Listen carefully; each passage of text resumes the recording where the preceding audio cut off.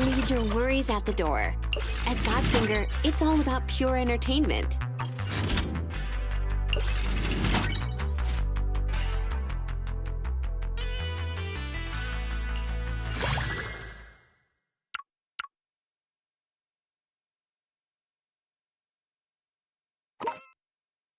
They're here.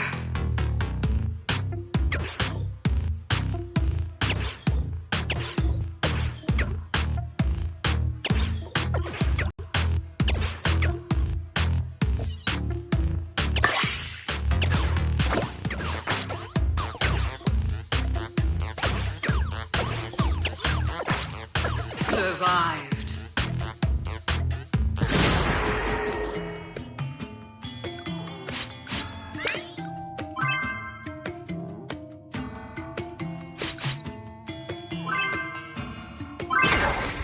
They're here.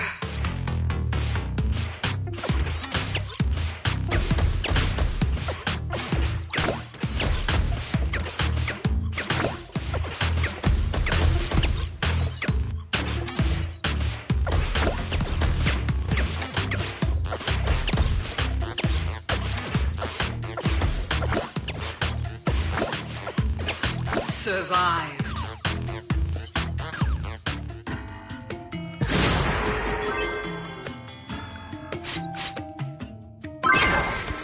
They're here.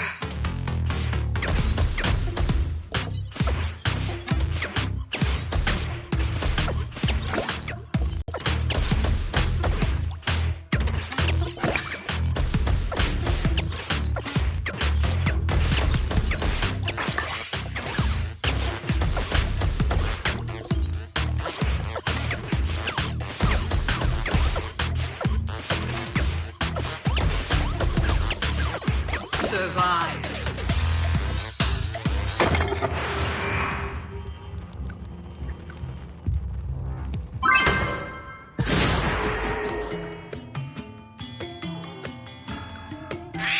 Wow, this is epic!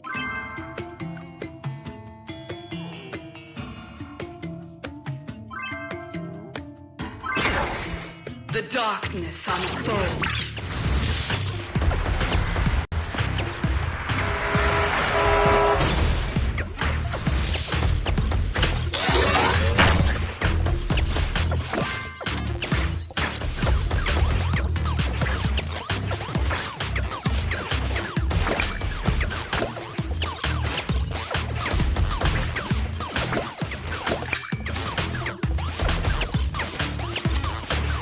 Victory.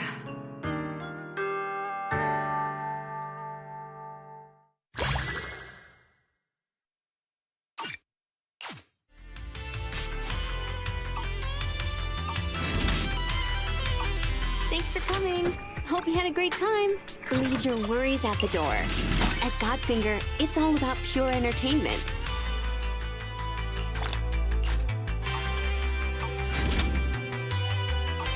Thanks for coming. Hope you had a great time.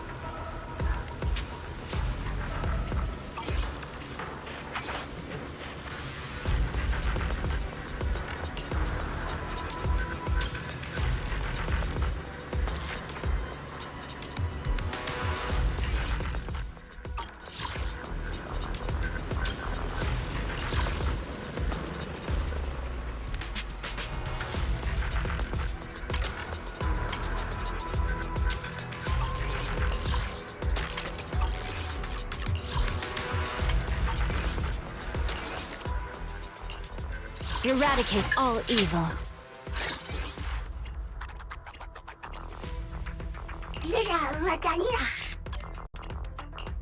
Let's fight. Is the wanna? Ooh, be really hard and wanna. Right, okay. Let's fire. Is the concert starting?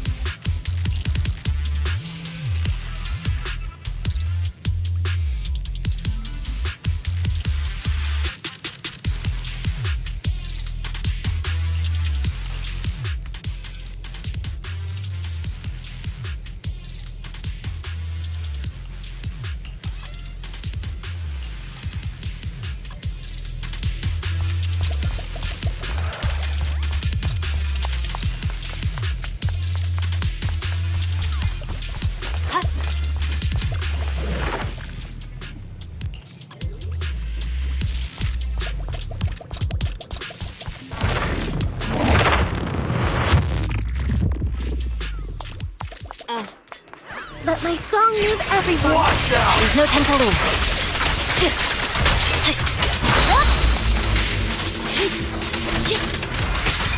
Pull aside! You're done. What a pain. Out of the way. Awaken.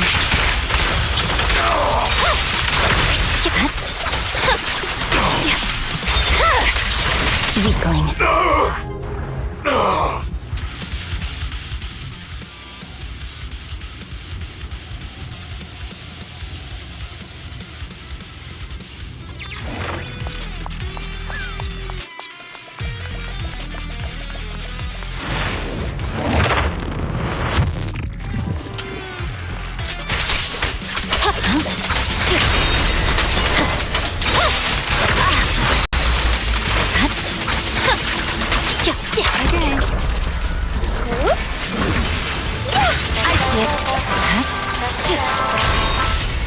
Let's hurry it up!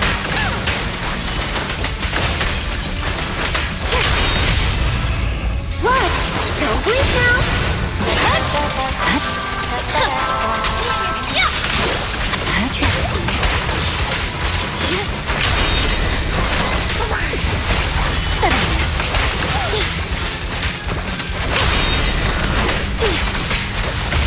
My blade strikes!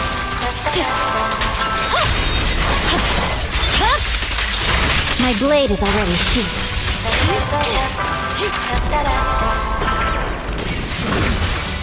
The stage is mine.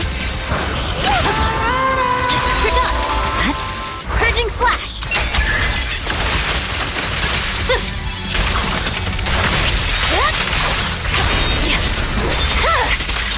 It's over. Shark Nami!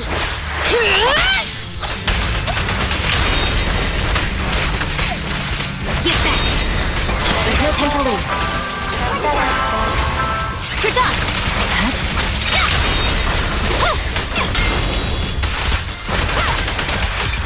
I see it.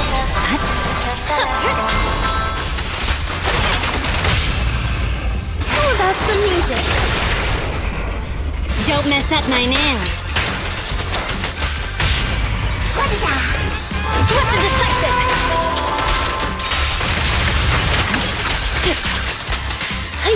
This song is dedicated to the world! Swift and decisive! What a pain.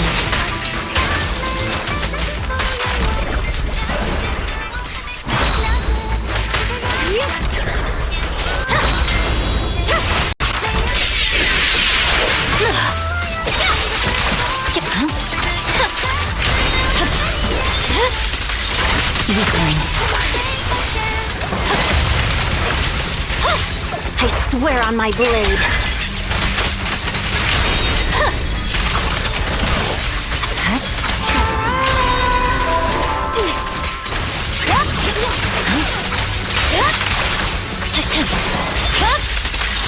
It's over. Thank you for your patronage.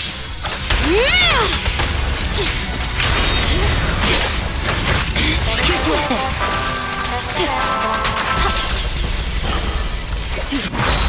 Let my song move everyone. There's no time to lose.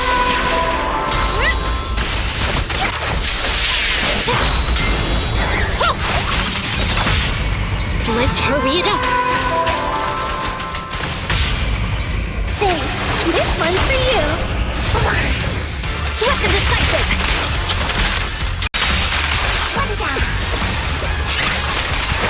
At your service.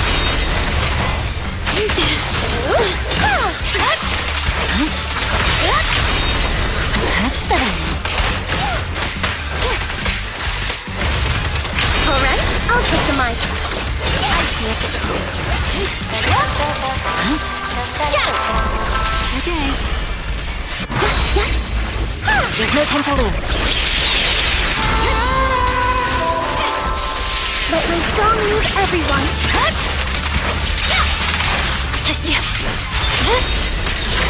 My blade is already sheathed.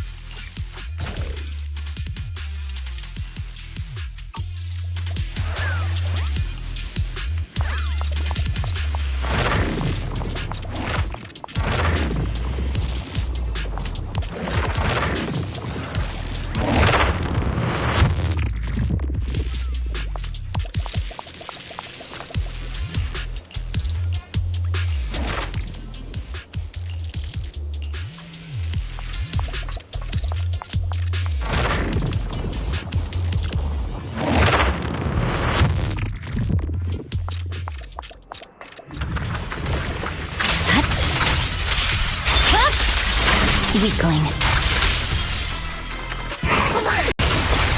Right. Purging slash.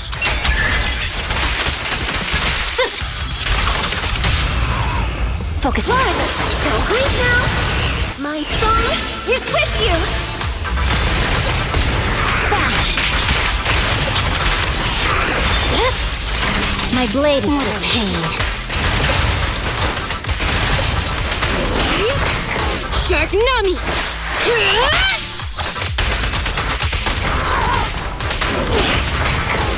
Get back!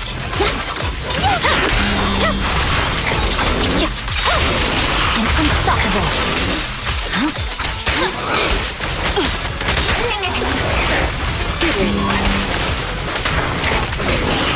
Get lost! I see it!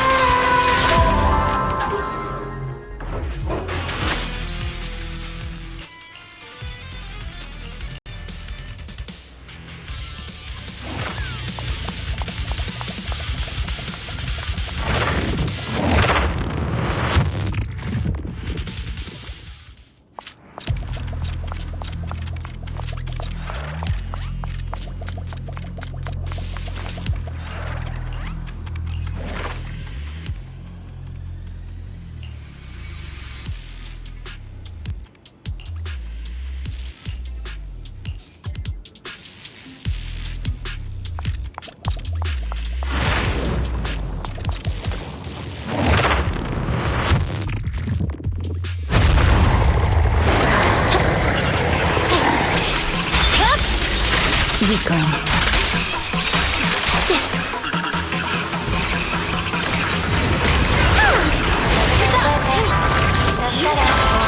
My blade strikes.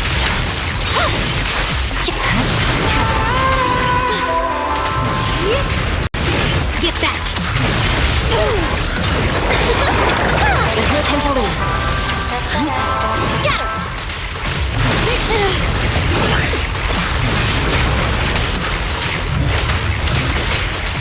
Take this.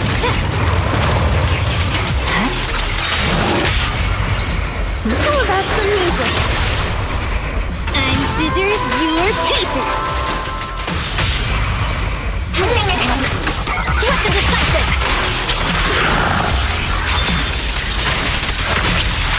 Victory, the only option.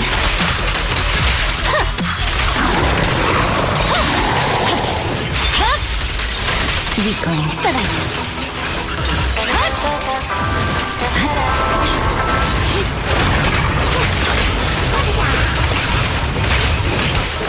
I see it.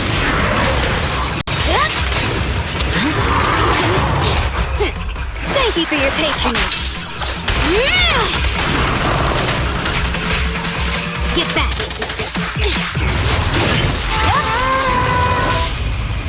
Focusing. Watch! Don't bleed now! Don't mess up my manners. Swift and decisive!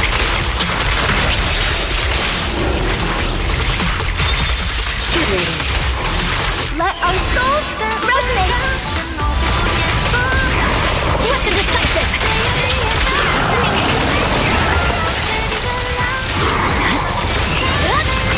Forgot! Let's hurry it up! Get lost! There's no time to lose.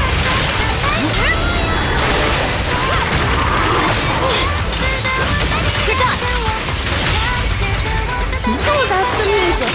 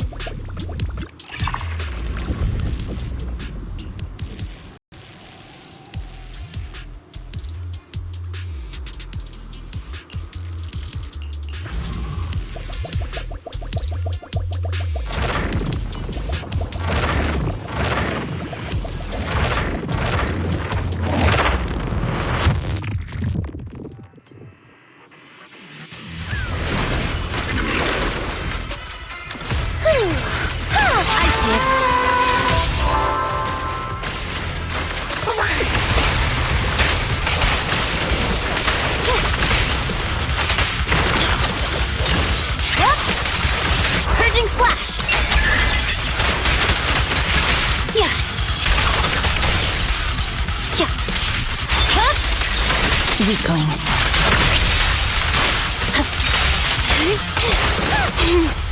How annoying. Get flush! Take this. There's no time to lose. Watch! Don't bleed now! I'm scissors, you're paper! Swift and decisive! The blade is already sheathed.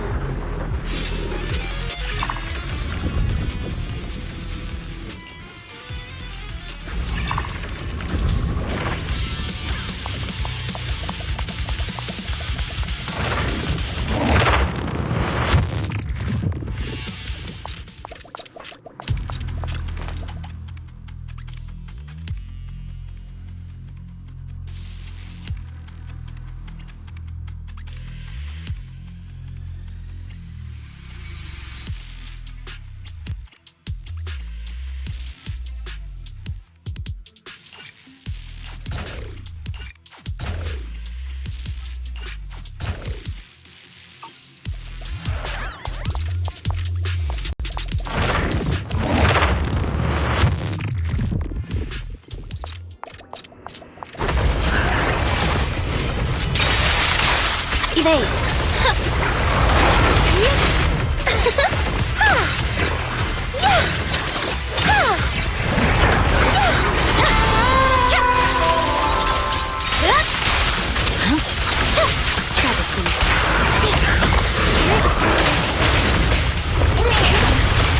Good riddance. We're done! It's over. Victory! The only option!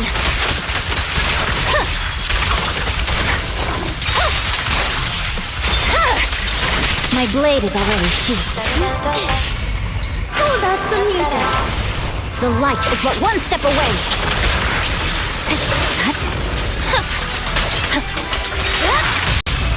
What a pain.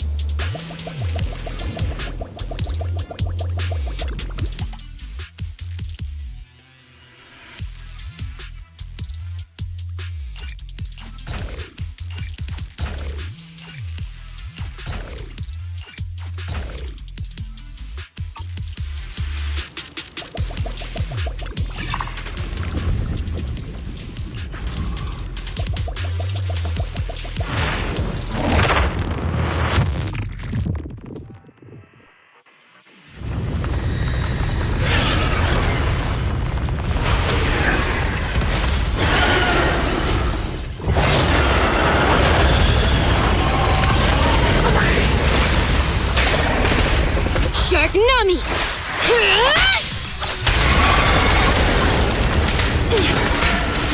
Get lost! I see it. Huh? My song is with you! Awaken! Weakling. I swear on my blade.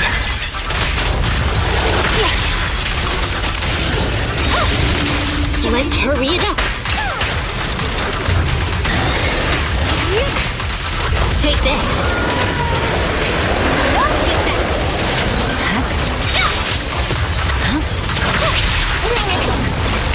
There's no time to lose.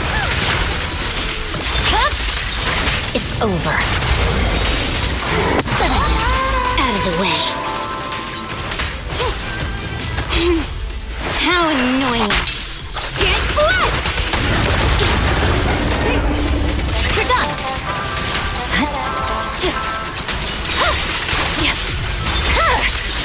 My blade is already sheathed. Watch! Don't bleed now! Don't mess up my nails. Swift and decisive!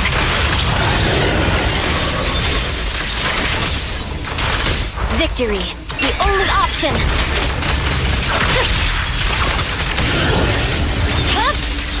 Don't get hit.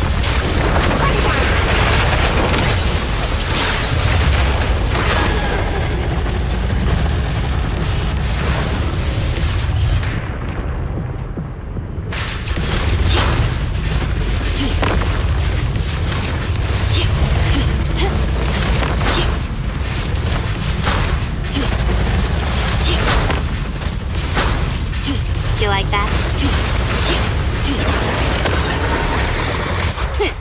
Thank you for your patronage.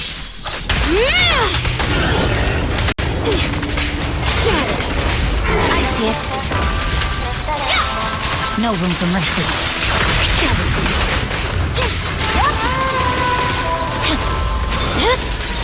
It's over. There's no time to lose. Purging slash!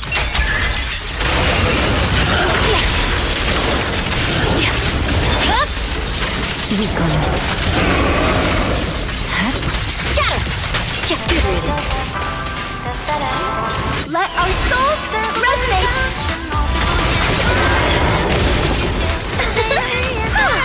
Swift and decisive! What a pain.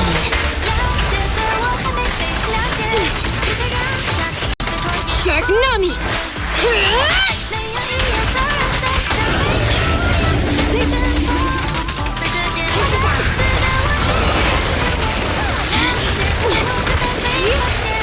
I take this. My blade is already sheathed. Oh, that's some music. I'm scissors, you're paper. Swift and decisive! Victory, the only option!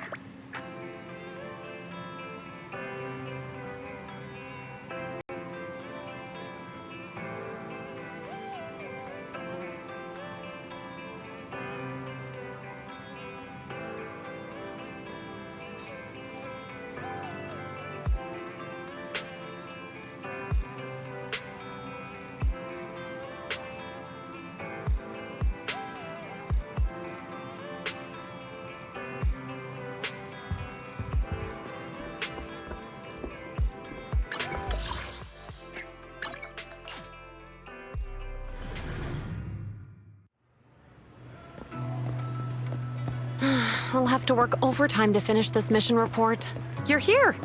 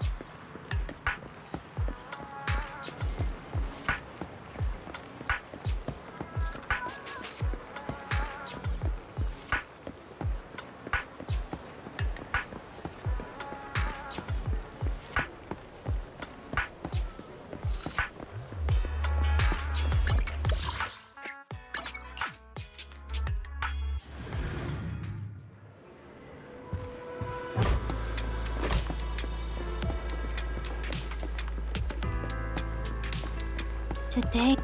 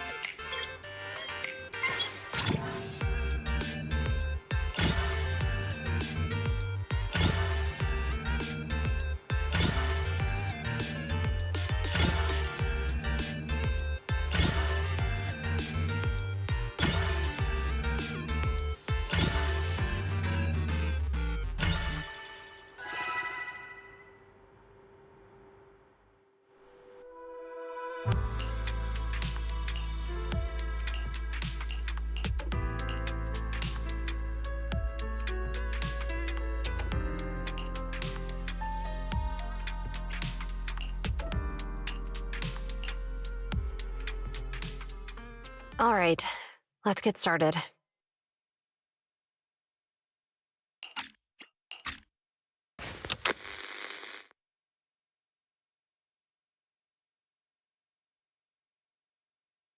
I'm probably not getting out of this hollow, but at least this tape recorder still works. Let's say these are my last words. I gave away my anti-corruption equipment to save those civilians, so I'm not in good shape. Unfortunately, we came up against a horde of ethereals right after that. I rushed over to fight them off and tried to save the civilians, but in the thick of all the fighting, I turned back and realized that I was somehow alone. Nobody was behind me. Luckily, I managed to defeat the ethereals, but the wounds and corruption I sustained in doing so should be fatal. I don't mean to cast the blame at all here, and if any of my colleagues ever pick up this cassette, I hope that nobody is ever held accountable. It's just human nature. It's normal. I just have a few regrets. Oh, what's that over there?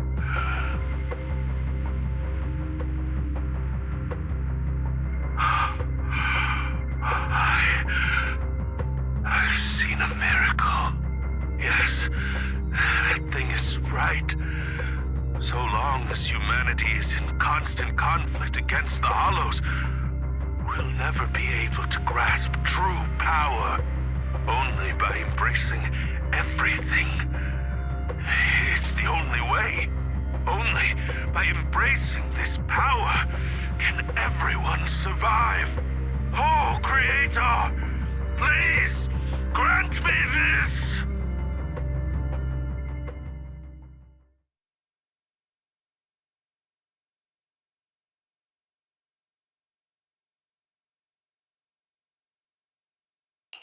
Are you okay, Julian? Don't be so down. Thanks. I'm okay. It's just...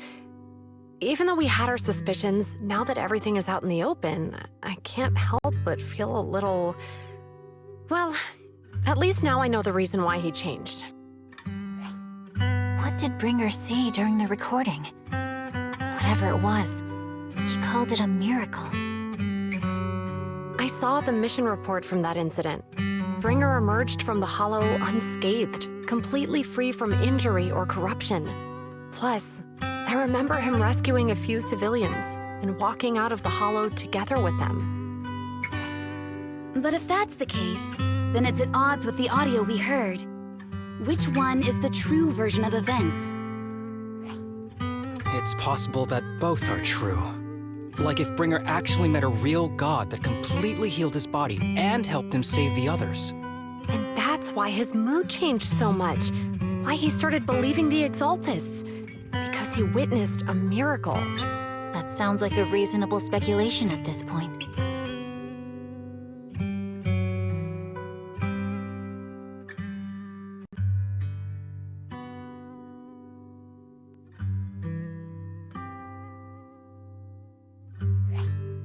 but it still exceeds the limits of what we know.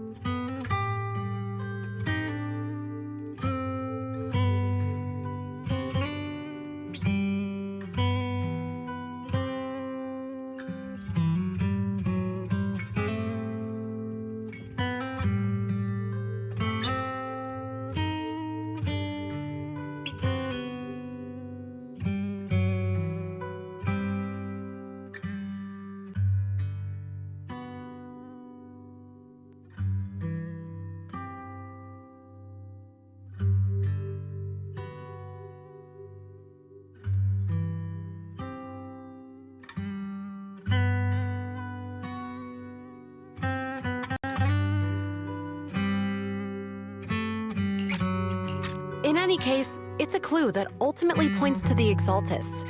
I'll keep pulling this thread and see where it leads.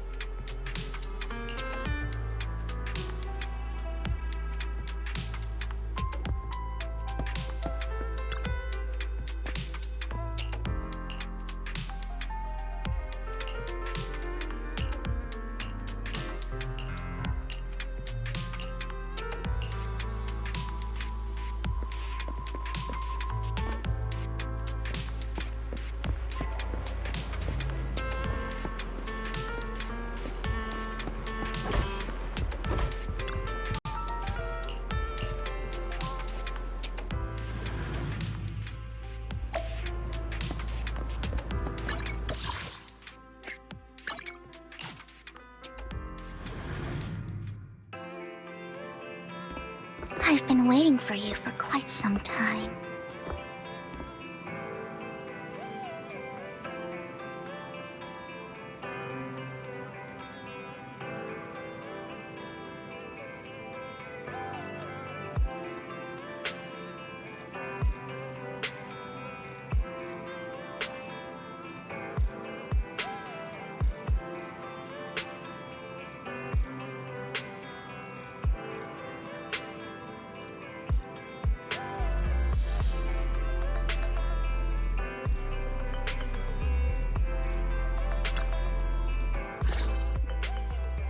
We meet again, Master Proxy.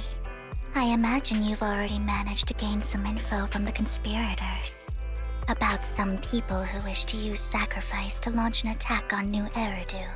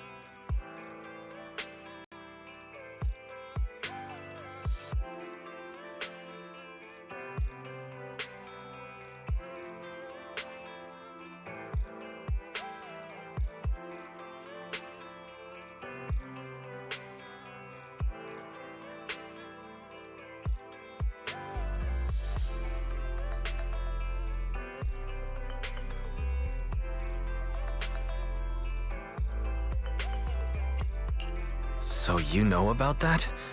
I only just found out myself. Because I've been watching you this entire time. I know many things. But unlike those hypocrites, I'm willing to share info with you to show my sincere hopes of working together. I need to find Bringer's belongings.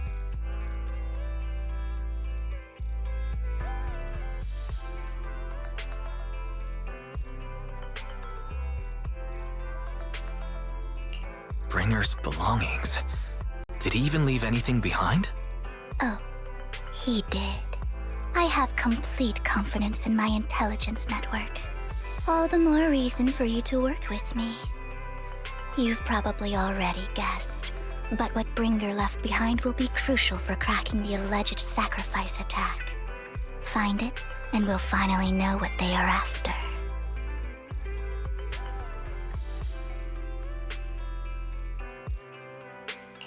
Who do you mean by they? The Exaltists, of course. They're always lurking whenever something related to sacrifice comes up. Actually, the Exaltists and I, we have a bit of shared history. But no more than that until you officially agree to work with me.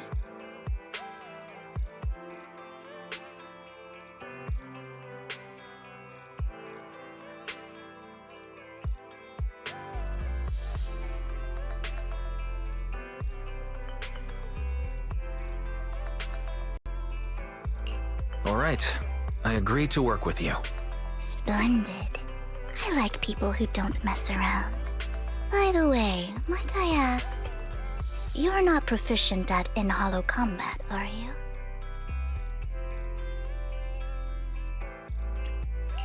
Well, you know, I'm a proxy after all. As I expected.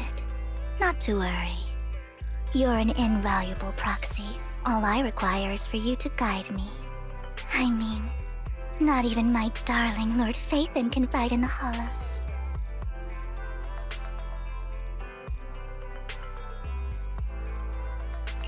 Hang on. What did you just say?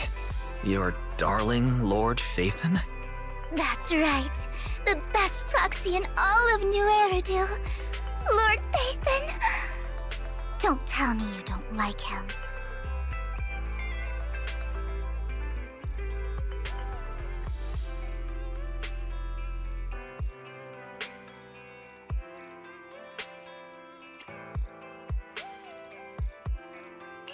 You might not believe this, but I'm actually Phaethon. You're an outstanding proxy, that's true. But Lord Phaethon's a cut above. No one could ever replace Lord Phaethon. But I know how you feel. You're actually one of Lord Phaethon's fans too, aren't you? So he's your biggest role model in life and you hope to become just like him, right?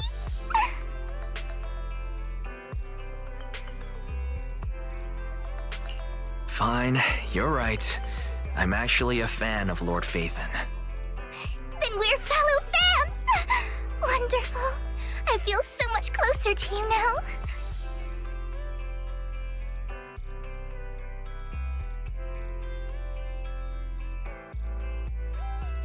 Oh my! Once I start talking about Lord Phaethon, I just can't help myself! Look at the time!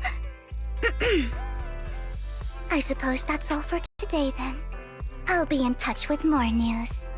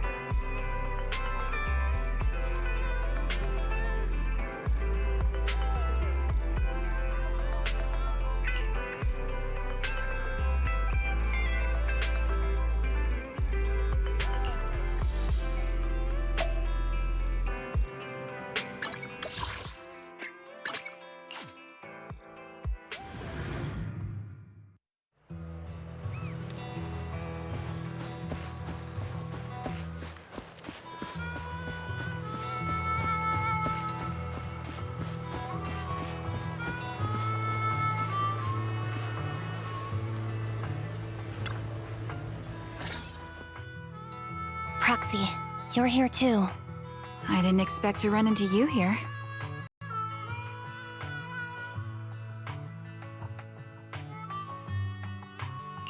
What are you two doing here? And what's with the new outfit, Ambi? I'm here to investigate that incident.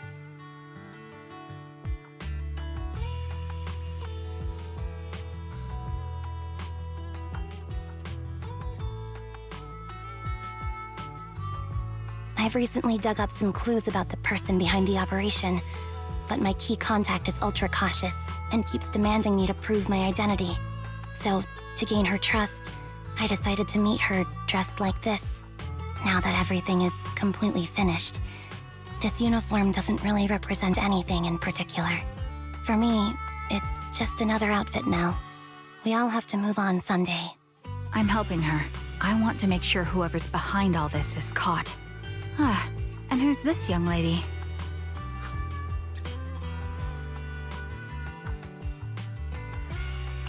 This is my friend, Vivian. We're here investigating a few things ourselves. Ambi, one of the Cunning Hair's most powerful members. And Trigger, an Opal Squad sniper. It's an honor to make your acquaintance. You know us? Looks like someone's done our homework. Is it because of the proxy? You two are practically celebrities. And because of my work, I've got loads of info when it comes to anyone with a name around New Eridu. I see. Seems you're handling your work well. Let's prepare to enter the Hollow. Unless you have any further questions, we'll be taking our leave now. You're going into a hollow? Proxy, you plan on going in like that?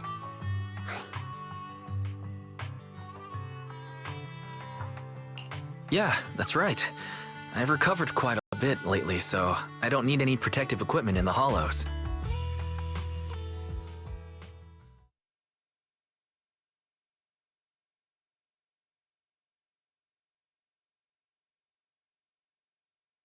Huh. Aren't you that lady from before at the auction? Hello. I didn't expect to see you again, young lady.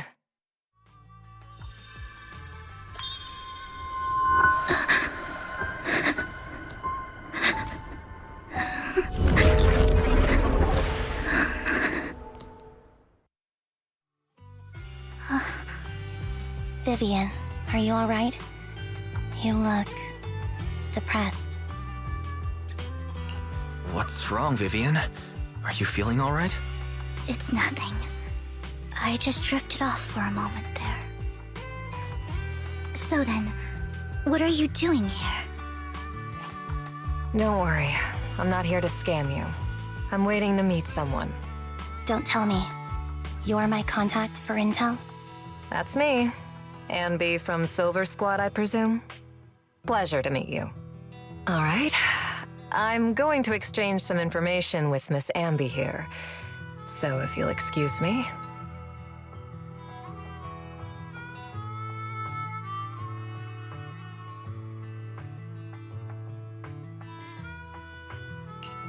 You aren't looking so good.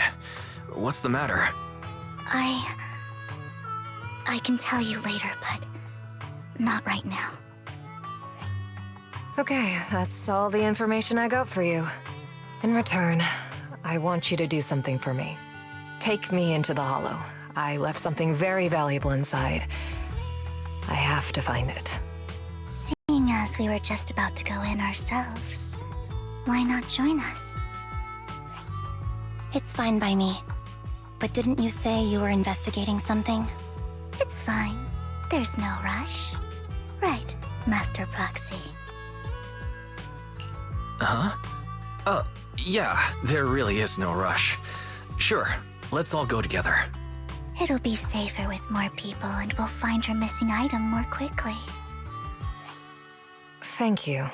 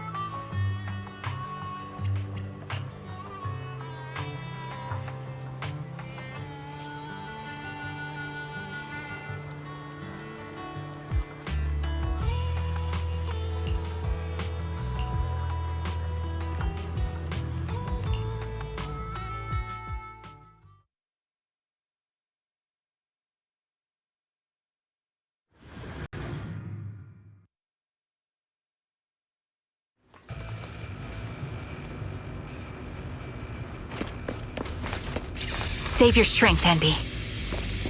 Move behind me.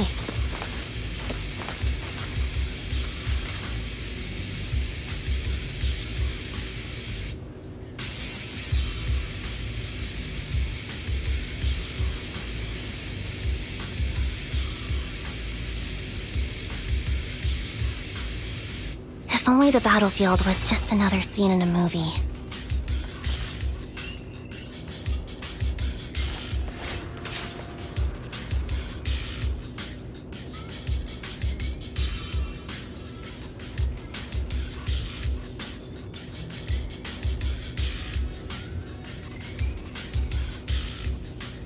Despite a bad ending, once the camera stops rolling, no one's really gone.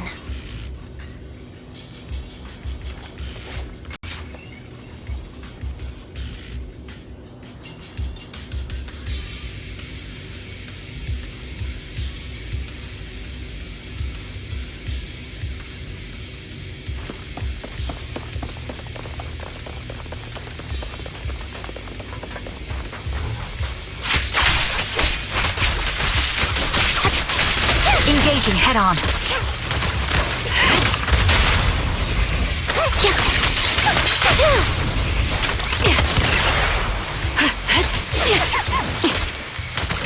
Ether vision activate.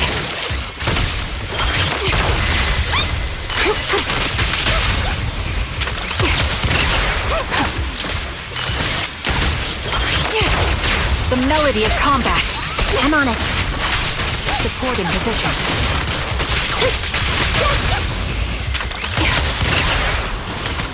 Recalibrating.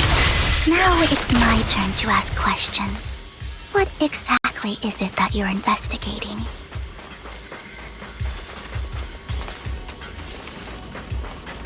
Since you're familiar with the name Silver, then you should know that it shouldn't exist anymore.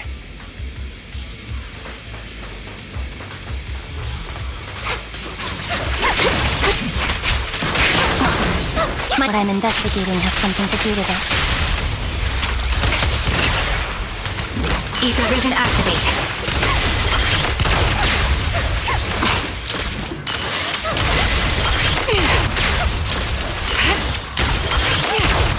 Right on cue. Move behind me. My bullets are one with the wind. Flip the switch.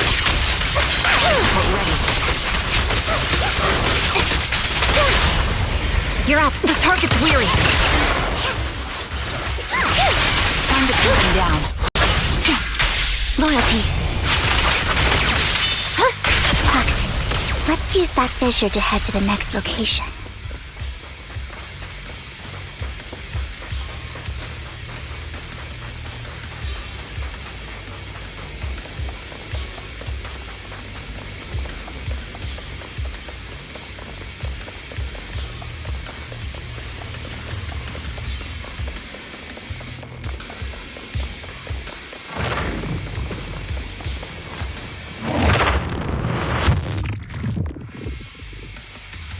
This is the place.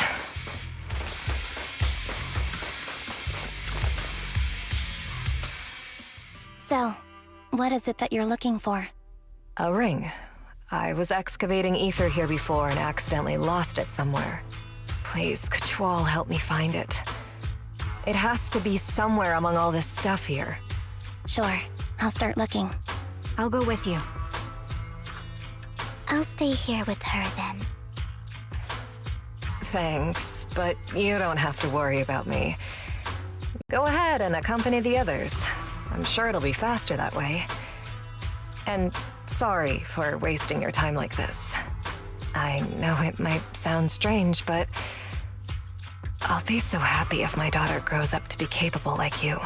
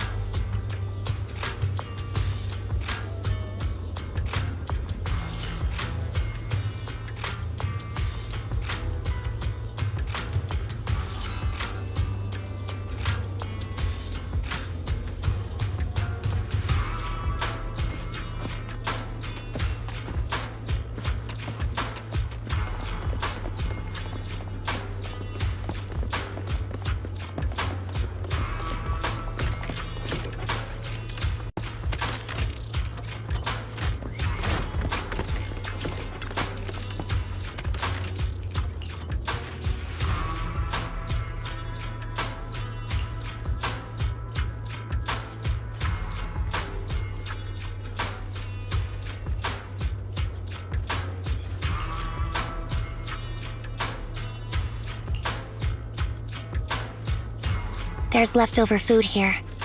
I don't want to imagine what's inside the bag.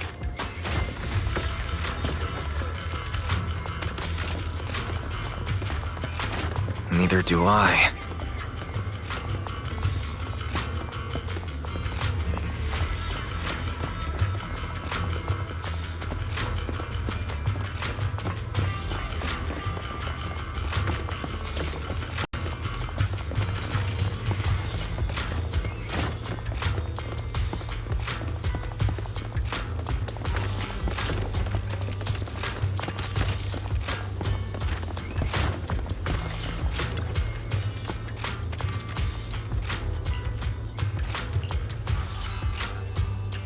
A toy that seems emotionally stable. There shouldn't be a ring hidden in it.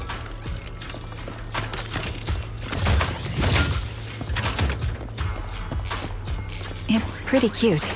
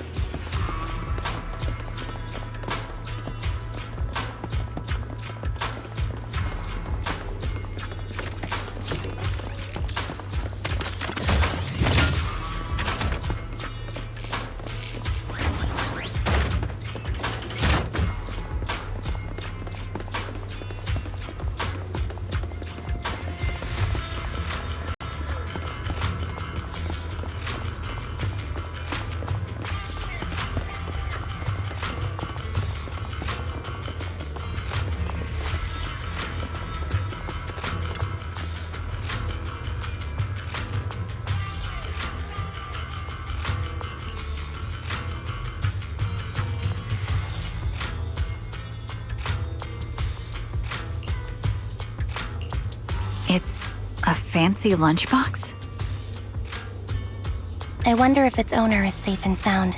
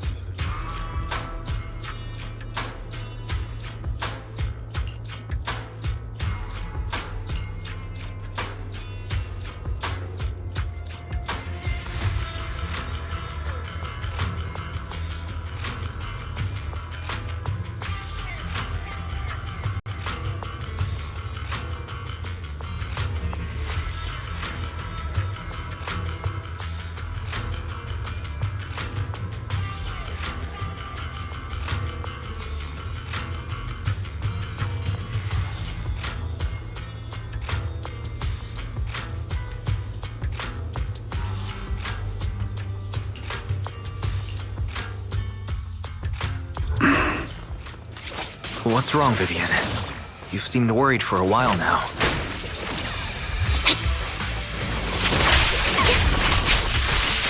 I'm worried about Sienna.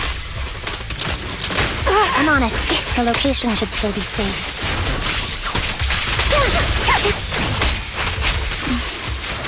I hope so.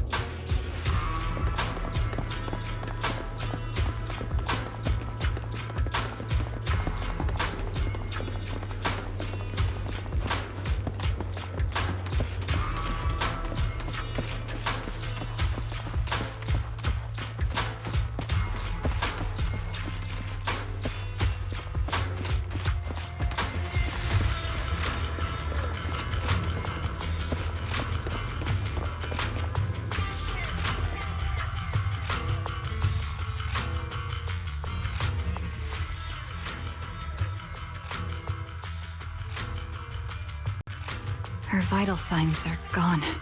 What happened? I guess this was her final scam. There's one thing I must remind you. Your time is running out. I'm not sure how you can tell, but you're right. I'm going to die in here. That's my plan. I'm very sick and don't have much longer. If I try to get treatment, it'll just be a burden on my daughter. So I scam my way through a bunch of physical exams and managed to take out a hollow corruption policy through Ravenlock Insurance. Once some time has passed, could you please take my corrupted body out of the hollow? That will secure a generous compensation package for my daughter. It's only what the Ravenlocks owe me. A pity, yes. But it's the only way I can squeeze it out of them. What makes you think that will help you? I just trust you will. I'm just awfully sorry you had to get involved in this. But it's something I must do. I have to leave something behind for my girl. I have to give her a chance at life. If it's okay, could you also please pass a message to Mira for me? Tell her, don't worry. Even if Mommy's body is corrupted, withers away, and turns to dust, my love for you will always be there. Thank you. You're a good kid.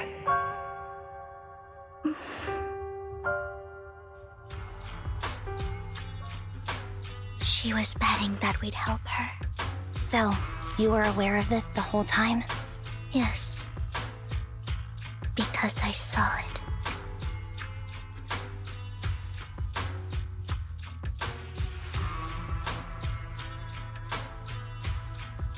You might not believe me, but I've had this ability to see the future since I was a little girl. But the things I see are always something bad. Plagues, deaths, disasters. That's all I've ever been able to see. It's all that kid's fault! She's seriously jinxed. I always try to avoid her. Otherwise, she'll say something rotten that ends up coming true again. Prophecies, she says. Like she's not the one bringing the bad luck upon us. It wasn't me. I didn't do anything. Sorry. I'm sorry. What good is saying you're sorry? Things like this keep happening every time you open your mouth!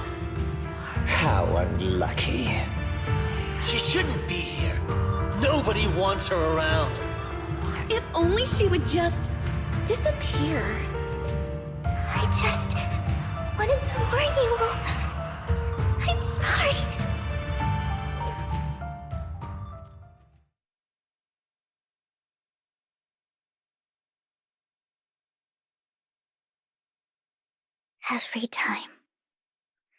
Every time it's the same. In the end, there's nothing I can change. Sometimes I even wonder whether it's me predicting these things, or if my very existence is manifesting these calamities.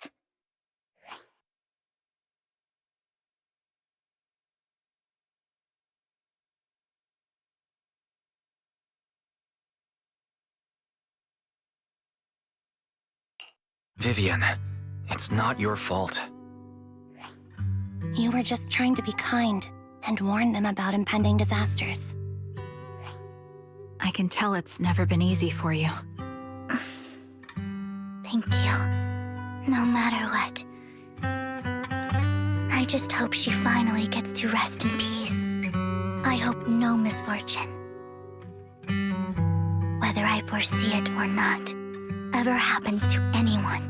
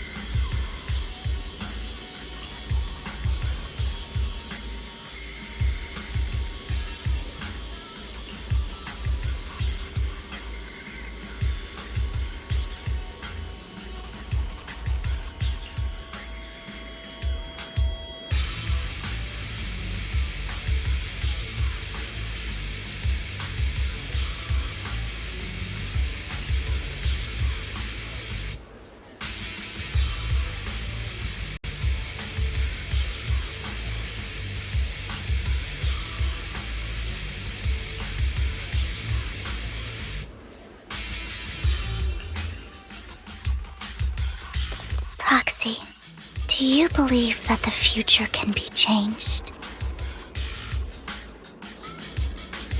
That's quite the sudden question. I think that it can. Is that so?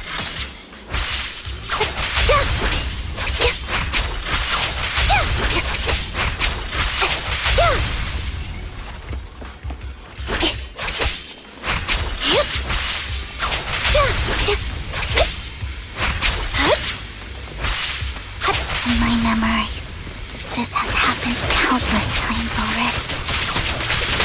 Don't! Leave it to me, Andy. Why I only see these misfortunes? Why can't I even have a sliver of happiness?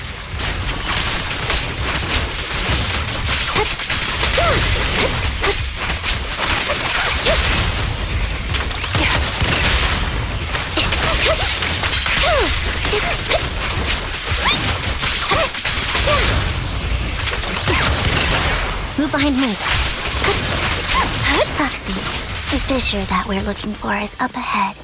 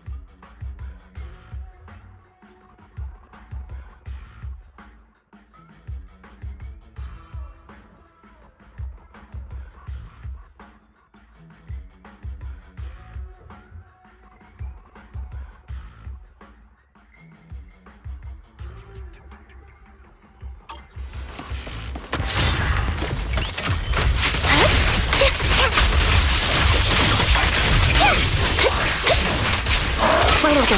Show no mercy.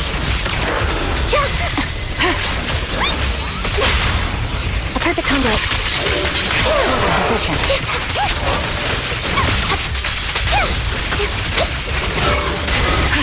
Ether vision activate.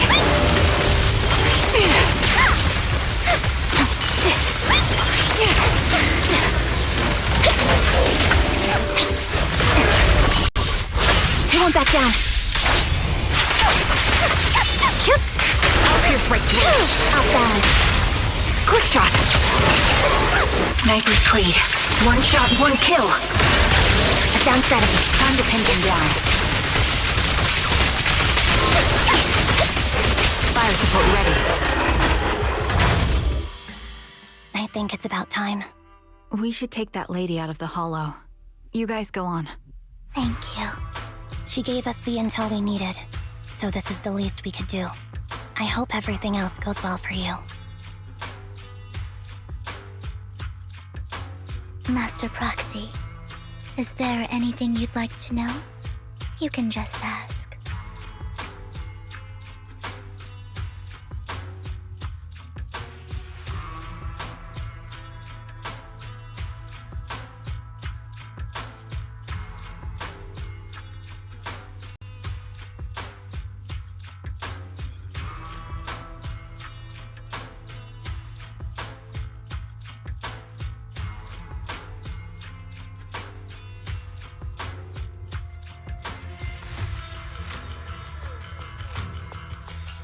Can you tell me a little more about your visions of misfortune?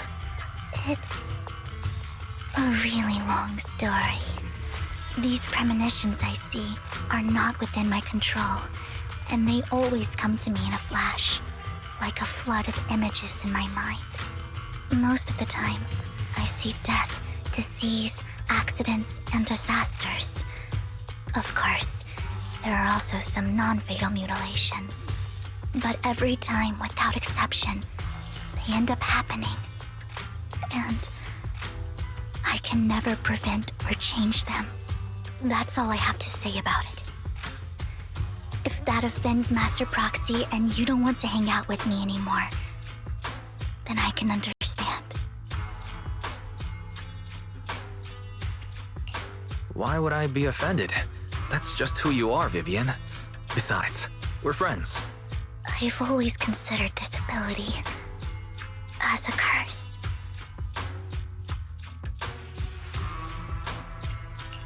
It's not a curse. Actually, I think you've been given a gift. Thank you. Really.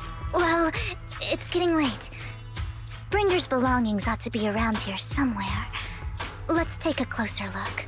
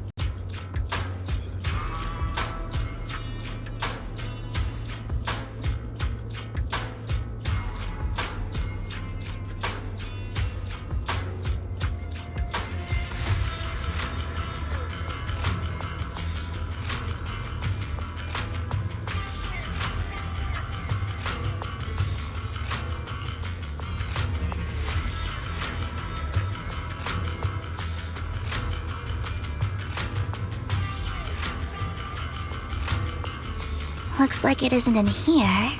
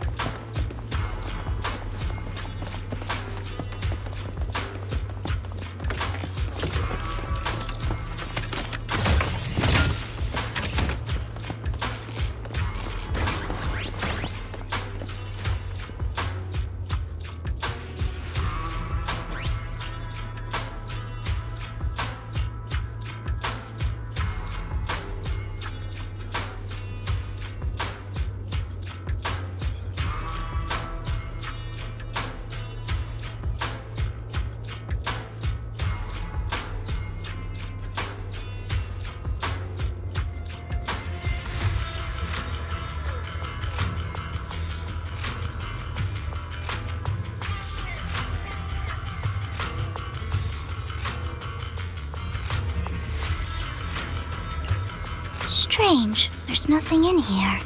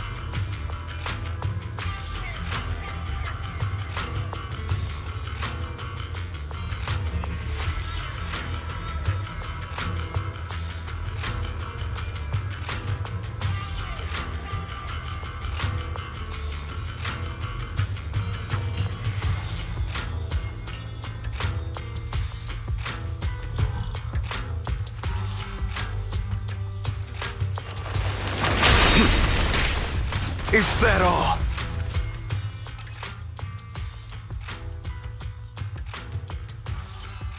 This is it. This notebook is what Bringer left behind. But I don't know what these markings on it mean.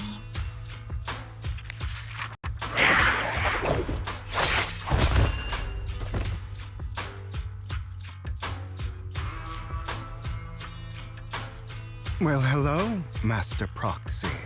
It's been a while. Oh, don't give me that scandalized look. I did just save your lives. I would have protected the proxy even if you hadn't appeared. I'm sure of it, but I happen to be in the area.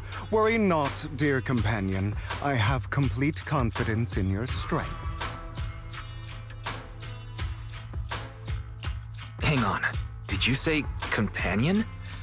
So you two know each other? Apologies. I didn't have a chance to mention it before. I'm actually part of the Phantom Thief Syndicate, Mockingbird. That's right. I was only able to slip in during the auction thanks to some help from Vivian backstage. So the whole time you were only bidding on the collections so you could get backstage and tamper with things? I warned you before. You can't rely on appearances. Don't worry, Master Proxy. We don't have any ulterior motives here. As you've probably heard, Mockingbird is a renowned Phantom Thieves syndicate in New Eridu that, despite its longevity, has managed to maintain the secrecy of its members' identities to this day. So, disclosing our identities to you is essentially the highest sign of good faith that a Mockingbird Phantom Thief can show.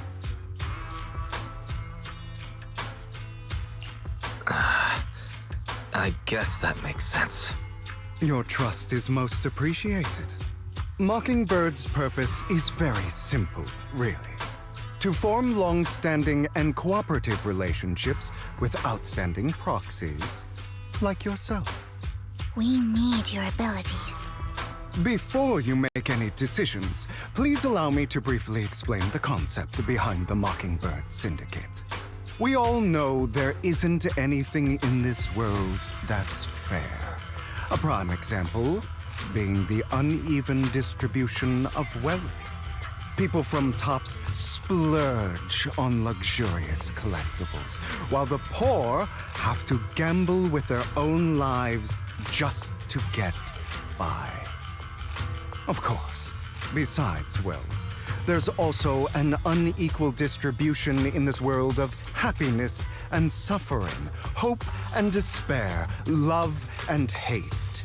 It's all just so unfair. Somebody has to do something to tilt the balance of the scales. And thus Mockingbird was born. We take from those who have far more than they deserve and give it to those who deserve to have more.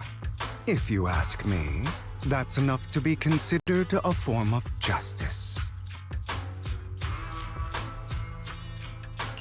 All right, that makes sense. I can agree with that. Thank you. I knew if anyone, you'd understand. However, aside from these philosophical considerations, we also have a crisis on our hands to deal with. As you know, the Exaltists are plotting to use the power of sacrifice to launch an attack on all of New Eridu. We can provide you with all the latest intel, just like that notebook you found. Something those pompous housekeepers would never be willing to do. And the most crucial part of this whole game, the sacrifice core, is currently in my possession. I think that makes this a highly competitive deal.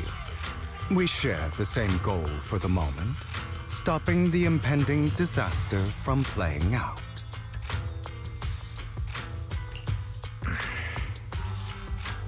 I need some time to think about it. How about this? If you still have misgivings about our upcoming cooperation, then why don't you bring Lycon along with you? He's got the support of the mayor's office behind him, and his presence alone is enough to keep me in check. That would put you more at ease, right? Of course, you're welcome to bring some other friends along, provided they aren't from public security or HSO. Well, if you're willing to let my friends come along, then you've got a deal. Great. It's a deal. By the way, Proxy, this is for you.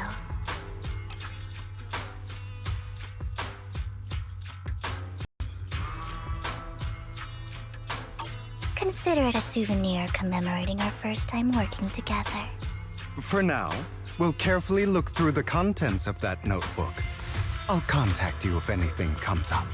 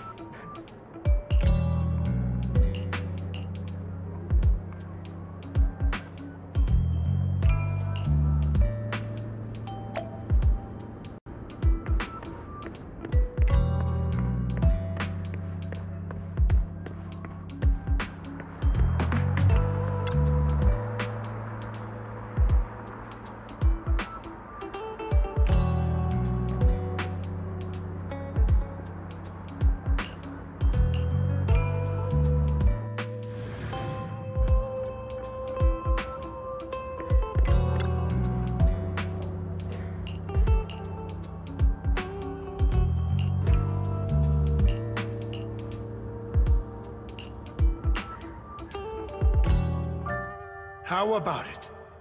Will you work with me? Not bad. Let me be honest with you. I have the sacrifice core that you're after. I am Mockingbird. So it's you. I never thought you'd be so bold as to come see me alone. Relax, my friend. As you know, if I can sneak into such a heavily guarded auction, then naturally, I can just as easily slip away right now. I'm here with the sincere intention to seek cooperation. I can give you that sacrifice core. And what do you want in return? Wealth, glory, power.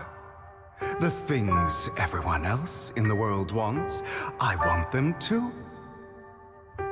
And I'm confident that as the current heir to the Ravenlock family, those are all things you can give me.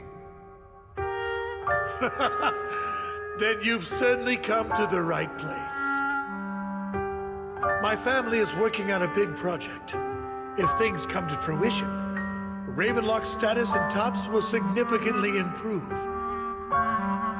At which point, I'll be sure to leave a spot for you. Naturally, as an outsider, you're precluded from handling any of our core business. But profits from the scraps alone will be enough to set you up for life. Mr. Hartman, I think you've misunderstood me. I have no intention of joining the Ravenlock family. In fact, I have an art gallery under my name that does pretty well for itself.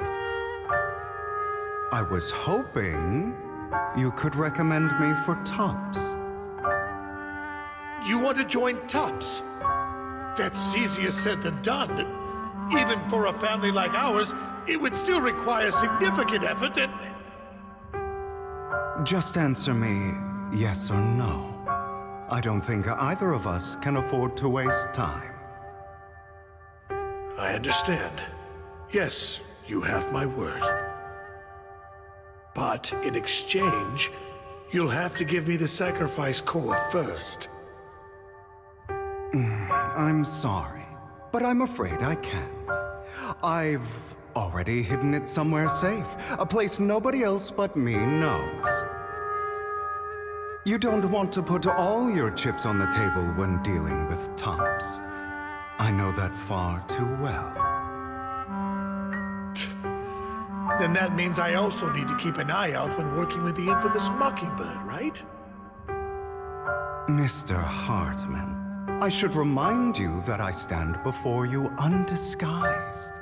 Coming from a phantom thief who's never publicly revealed his identity, shouldn't that be sufficient assurance?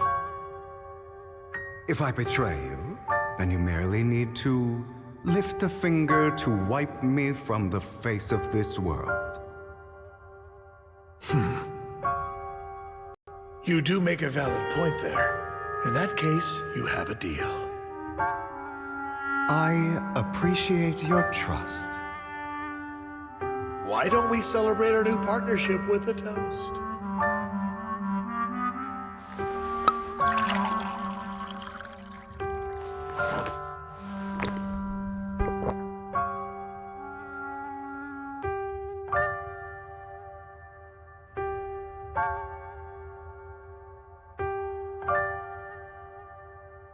Having a drink before undertaking anything important is a family tradition. It's good luck. As an outsider, it's a real honor. By the way, you aren't the only member of your organization, are you? Shouldn't all your companions agree to this deal first? You don't have to worry about that. I'll make sure she agrees.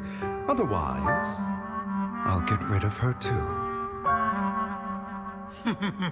Seems you'll do whatever it takes to get things done. Great things lie ahead for someone like you. All right, let's leave it at that for today. I'll contact you about what to do next.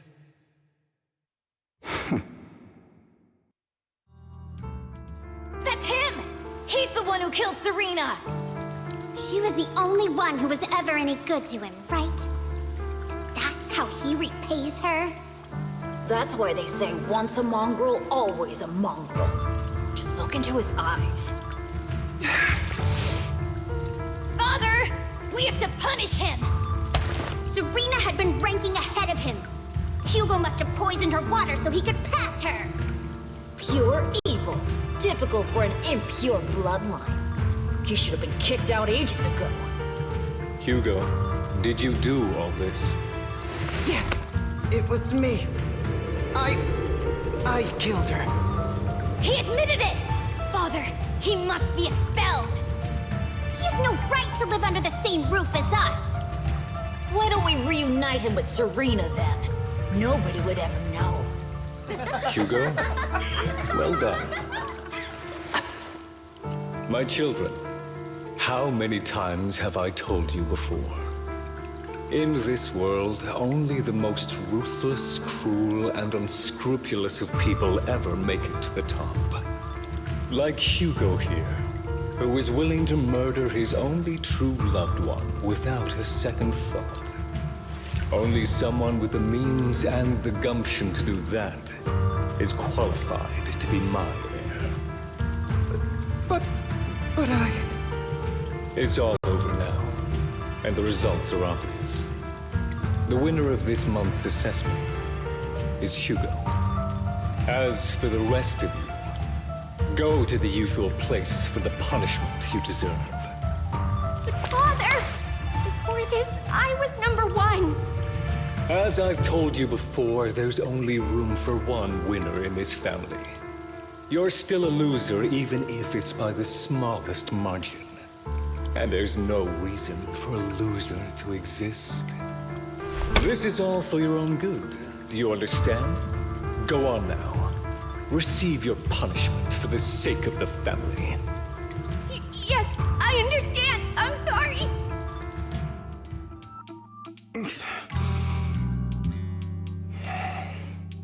That really brought up some unpleasant memories. It won't be long. Soon, it'll all be over.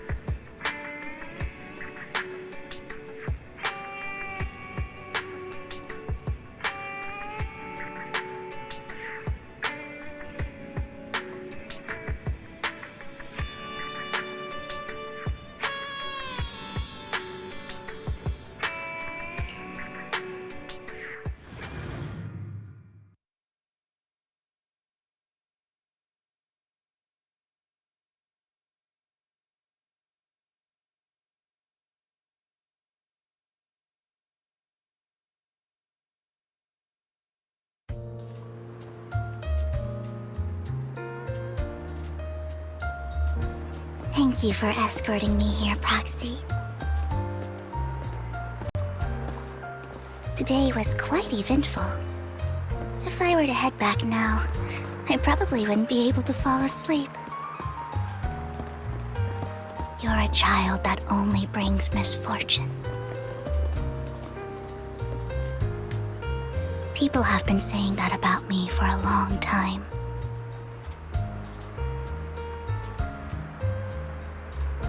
I used to feel hurt and resentful. But now that I think about it, it's perfectly normal for people to react that way.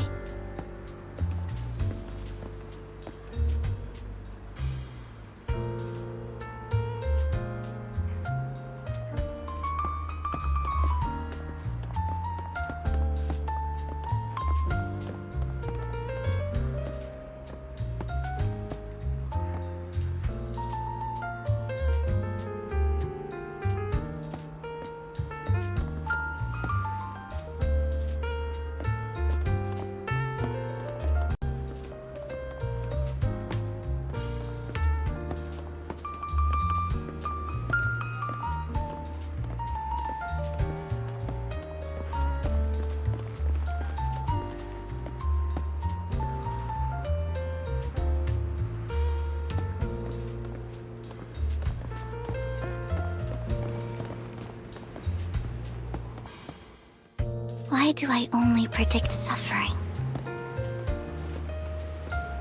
If I could predict happy things, joyful things, would people like me a little more? Maybe fate truly is set in stone. Often, I want to help these people avoid their miserable fates.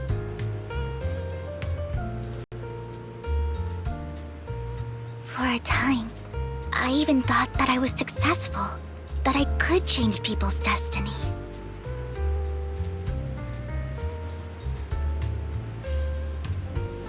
But it was all an illusion. In the end, I couldn't do anything at all.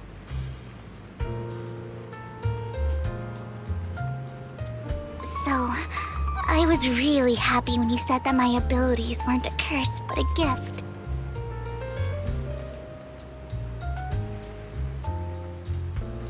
Thank you, Proxy. I'm so glad to have met you. And you're also a fan of Lord Phaethon. It's like we were fated to meet.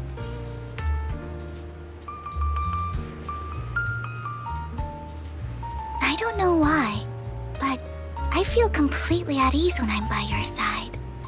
I feel like I'm free from judgment, from blame.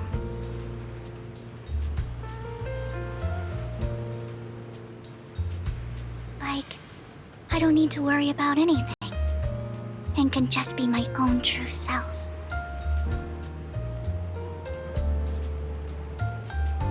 Perhaps people really do possess an aura, and ours just so happen to be extremely compatible.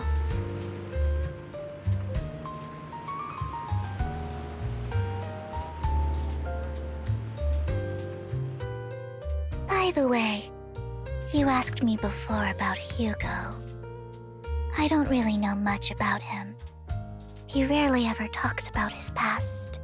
But judging from his eye colors, you can guess he's probably the bastard son of a renowned family. I think his mother was very worried about his different colored eyes, and even wanted to get rid of him at one point. But then his family offered a huge price and bought him off his mother for some reason. And just like that, he moved from a leaky and drafty boarding room to a luxurious mansion. But he's also mentioned that the extravagant home is actually like hell for him. I think it's probably because the family treats him terribly. I digress. He ran away and ended up meeting Lycon and his master. After that, they formed Mockingbird together and experienced a rare period of happiness. Until Lycon's betrayal.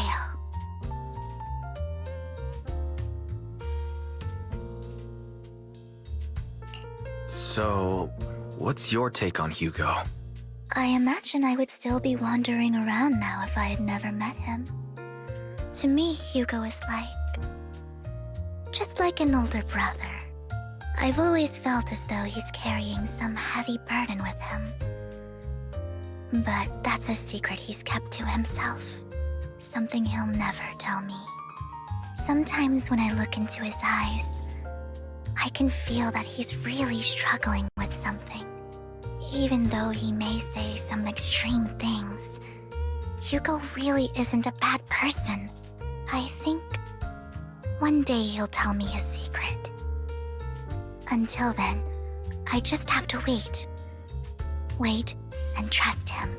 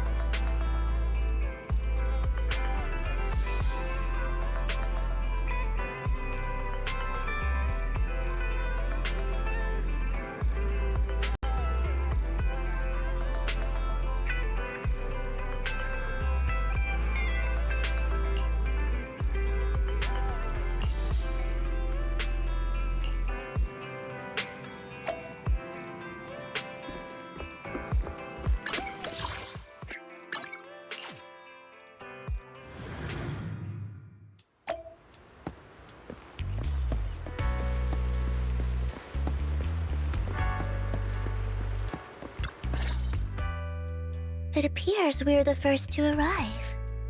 I thought we were running late. This might sound weird, but it's nice to think about getting to work with you from now on. I don't really know why that makes me feel so happy. Oh, it's because we're fellow fans! Anyone who likes Lord Phaethon can't be a bad guy.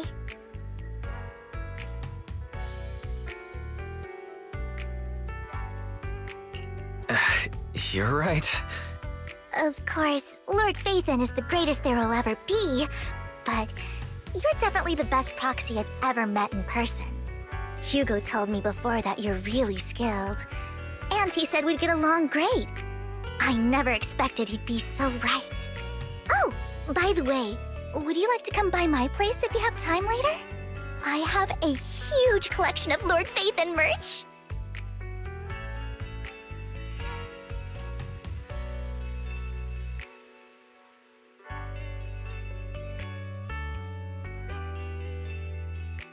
Phaethon, Lord Phaethon doesn't have any merch out there, right?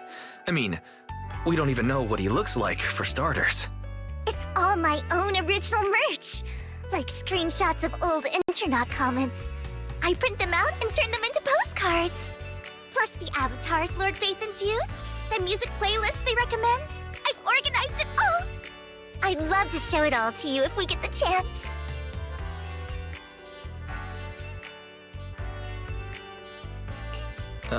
Well, I appreciate the thought.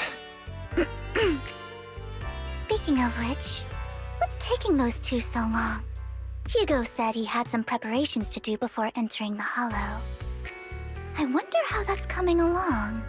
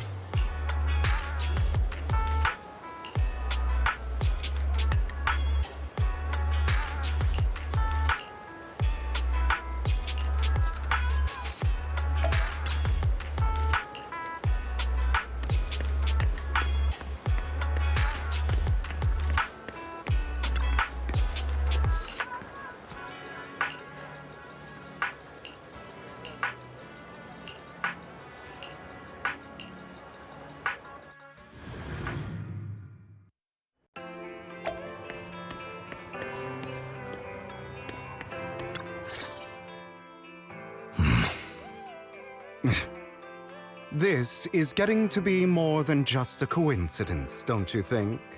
Or perhaps you are actually stalking me.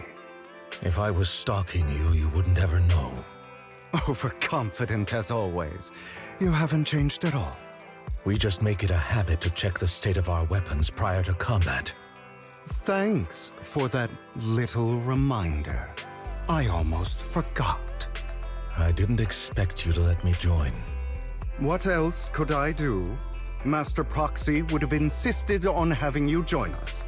I never expected for us to have a chance to enjoy some pleasant conversation like this, without our weapons drawn, that is. It really has been too long. I still remember when we first established Mockingbird. Indeed. That was a long time ago. Thankfully, Jack went in peace. He must have known about his condition for some time. He even left us with instructions.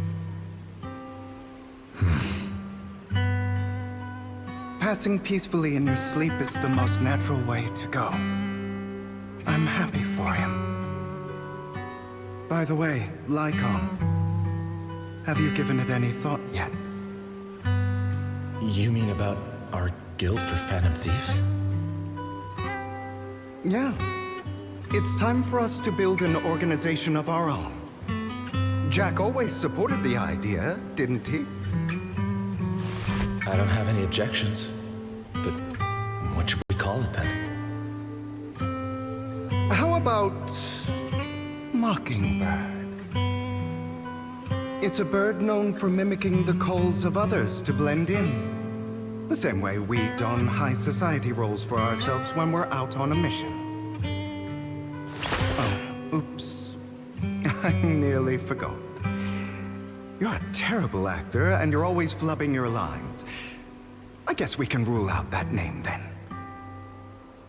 No, call it Mockingbird. We're always just putting on an act, aren't we? I won't slip up on our next mission. Besides, we still ran missions together even when we didn't have a name. Having one now won't really make a difference. No. It does make a difference, Lycon. And I don't just want a name. I want Mockingbird to become a symbol, like the sword of Damocles hanging over everyone's heads, striking fear into the hearts of the rich and cruel whenever they hear the name. Just like Jack used to say, this world isn't fair. So that's why we have to influence it however we can, and change things in our own way. But on the basis of not causing harm to other people's lives. That's also what Jack used to say. You remember, don't you? Of course I remember. All right, I promise. That sounded pretty forced. Don't forget, things don't end well for people who break their oaths. I'm good for my word. You must trust your fellow companions. That's also something Jack would say. Well then, today's the day that Mockingbird will officially start flying. Our first order of business, deciding on our symbol.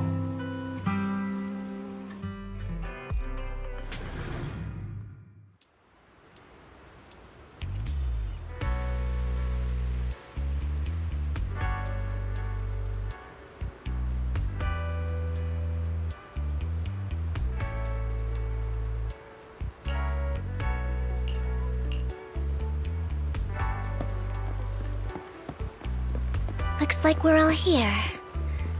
Hugo, you're late again. Do forgive me. Someone was pestering me and wasting my precious time.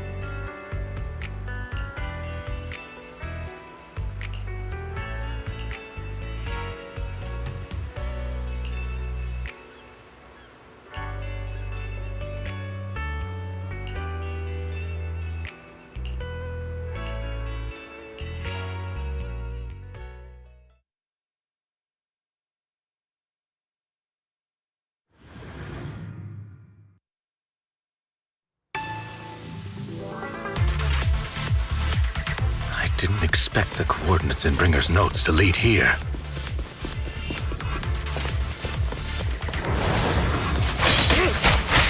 Oh, are you familiar with this place? More familiar than you, it seems. Proxy, if they're being too noisy, nice distraction.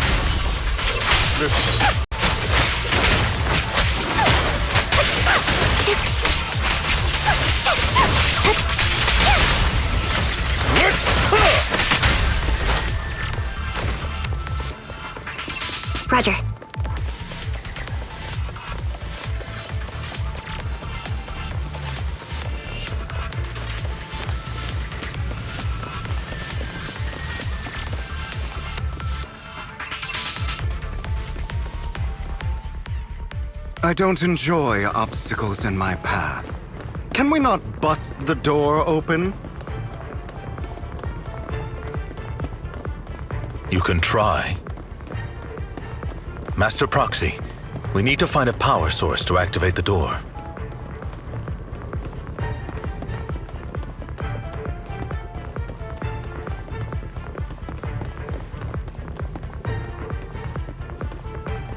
The generator room should be nearby. Over here. Wow, you really know this place like the back of your paw.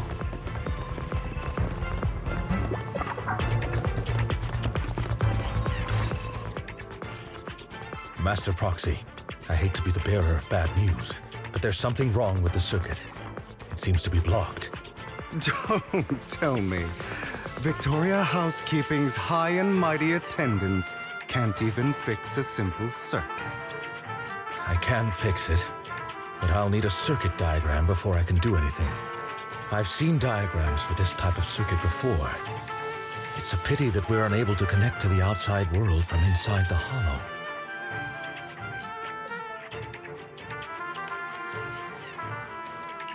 Just leave that problem to me. Wise, I just sent an image of a circuit diagram to you. Have a look. Thank you very much, Master Proxy. Now then, let's start repairing this circuit.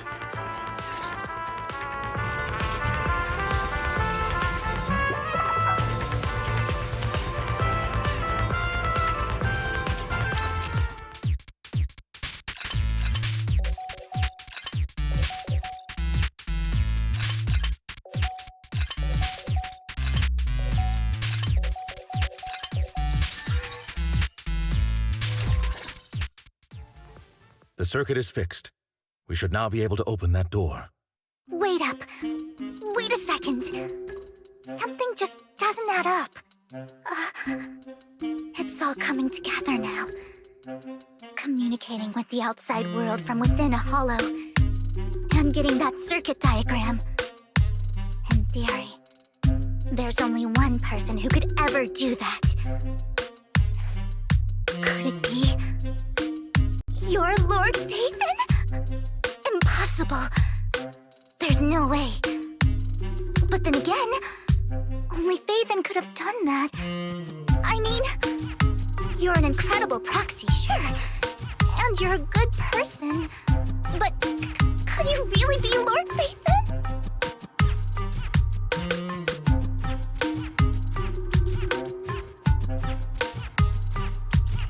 That's me. I'm Phaethon. Sorry, I just never had the opportunity to tell you. Unbelievable. Lord Phaethon! I've been your biggest fan for years now! Goodness me, Lord Phaethon was right in front of me all along, and I had no idea. This is like a dream. Could you... I mean, if you're willing, could you please give me an autograph and a group photo and...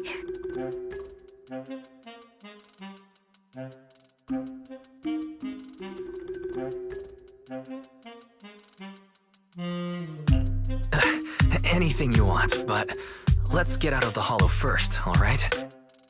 Oh, okay. Sorry, guess I got a little too excited. Anyone would be enraptured meeting someone they admire that much.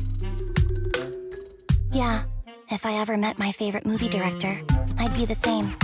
We should keep moving. This isn't the best place for idle chit-chat.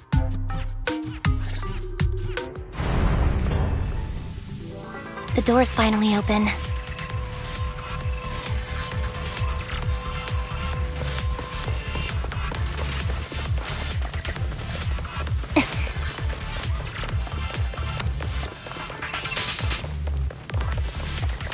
The proxy is Phaethon. Phaethon is the proxy. This is a dream. I never want to wake up.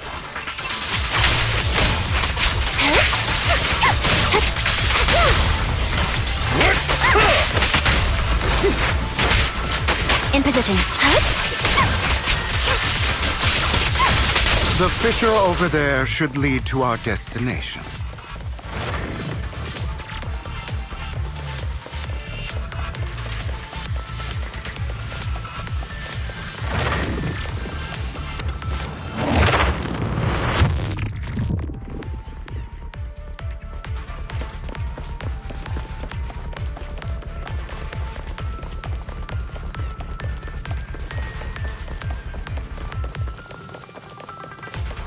Lycon, your fighting style wasn't so reserved in the past. I've matured. You call this mature? You're just being pretentious. Roger.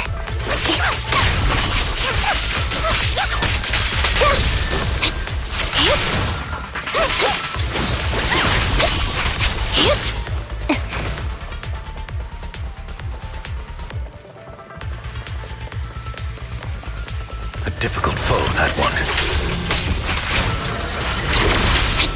Let us leave this place at once.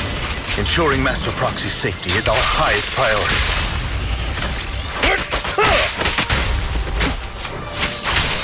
Stop!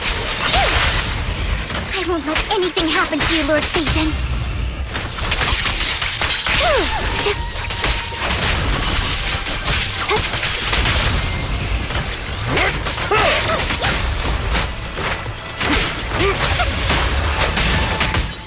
Stay safe. I won't back down. Lord Phaethon, how are you feeling? Are you tired? Do you need a break? Some food? Water?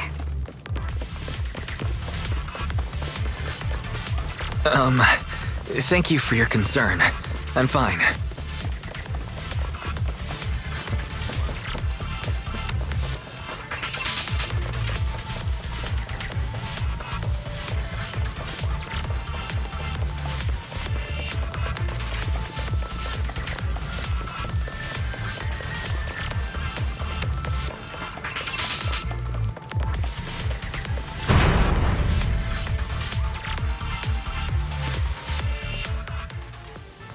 Master, a complex mechanism has been detected ahead.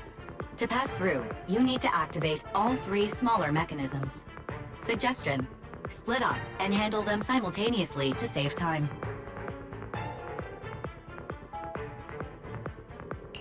So, we have to head to 3 different places to crack this thing. Huh? We're splitting into 3 groups? In that case, I'll protect you, Master Proxy! I can take care of one myself. That leaves the last one to me, then. You should go with Hugo. What's that supposed to mean? We get along just fine, don't we, Miss Cunninghair? I don't know what's going on with you two, but you've been bickering the whole time. It's annoying. This is a good chance for you guys to build some rapport. Ambi's got a point. Hugo, just go with Lycon. You just want to be alone with your Lord Phaethon, don't you, Vivian? Huh? That's not it!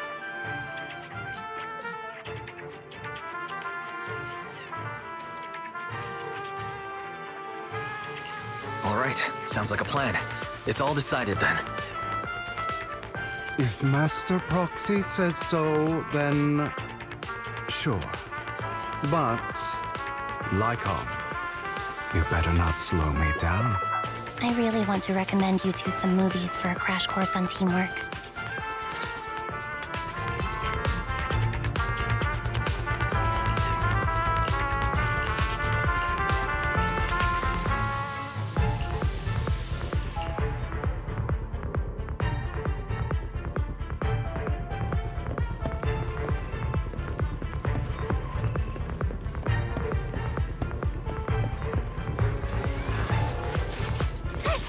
Lord Phaethon, there are too many ethereals here.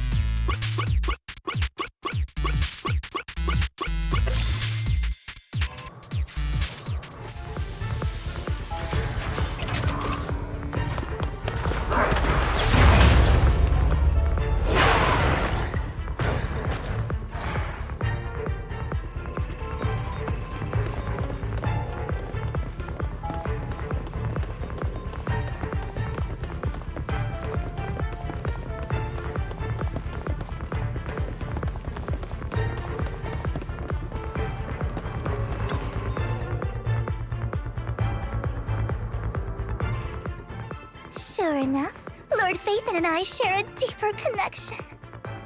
Sorry. I hope I'm not being too forward. Goodness me. Somehow I'm fighting alongside Lord Phaethon. It's like all my dreams are coming true. I'm going to wake up any second now, aren't I?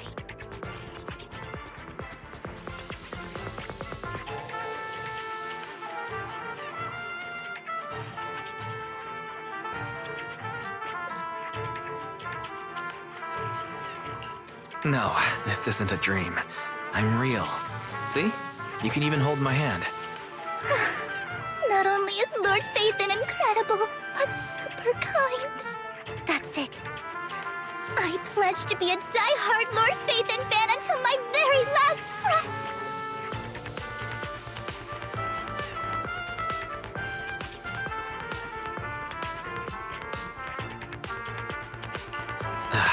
I'm happy to hear that. Don't get me wrong, but... why do you like Phaethon so much, Vivian? Lord Phaethon is my light. The one who saved me in my darkest, most desperate times. Like a deity who rescued me. You probably don't remember, but... you really did save me that day. Wow, it's so embarrassing to say all this in front of you. Sorry. I hope I'm not bothering you too much.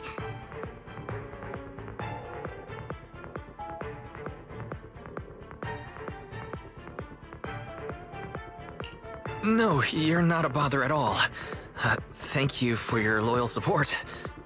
I should be the one thanking you. Just being able to see Lord Phaethon makes me the luckiest person in the whole world. Sorry to keep babbling like this. I wonder how the others are doing. I'm sure Anby will be able to manage. She's great at this kind of stuff. But as for Hugo and Lycon, let's just hope they don't get into a fight with each other. Copy.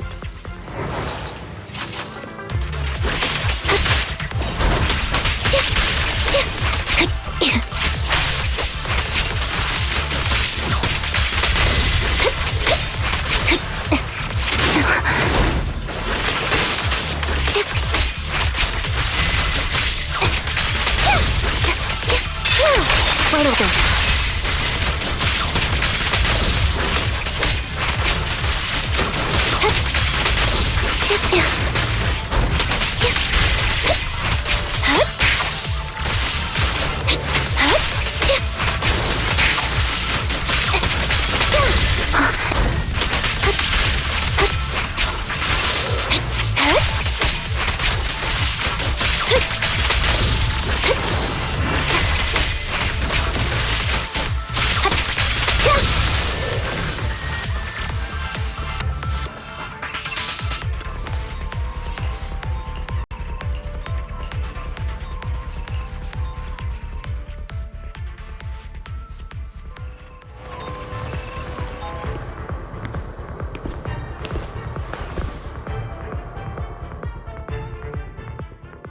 So, we have to cooperate to solve this problem.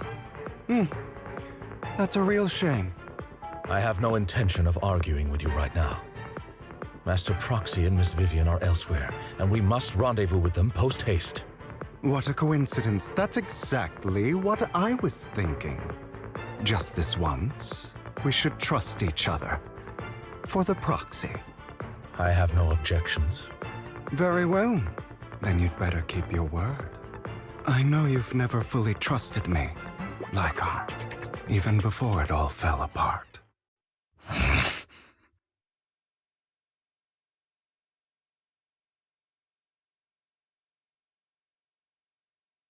You wanted to speak to me alone? I know you and Hugo are as thick as thieves and don't hide anything from one another. But you can't tell him what I'm about to tell you. Did something happen with him? Hugo is an intelligent and gifted child. He learns everything I teach with ease. In time, he'll grow beyond me. Reach a place where people will marvel and look up to him as a beacon. Yeah. As much as I hate to admit it, you always picks things up just a teeny bit quicker than me. But none of that matters, because I can overpower him easy. I don't think being gifted is a good thing for him.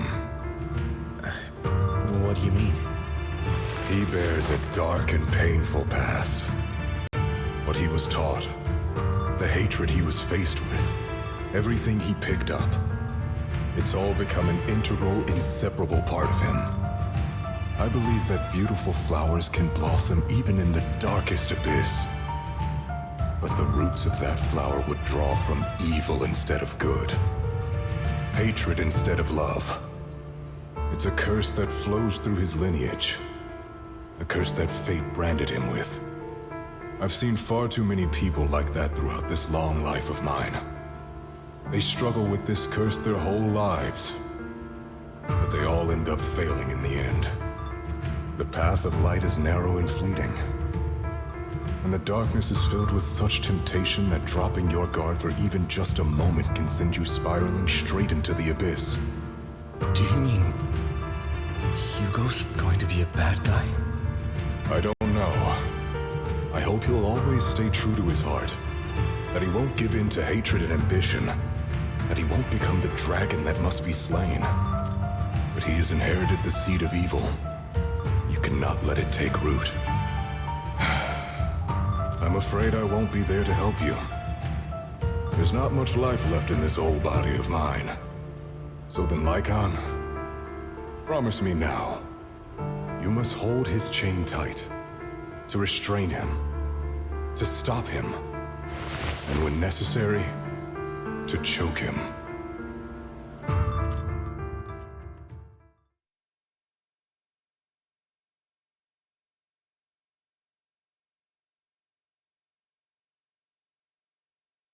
You've become slow. Or maybe you've been on guard against me this whole time, and that's what's slowing you down. Looks like I was right. Lycon, I hope you're aware that the one who betrayed Mockingbird and went to work for the Mayflowers was you, not me. I would never betray my companion.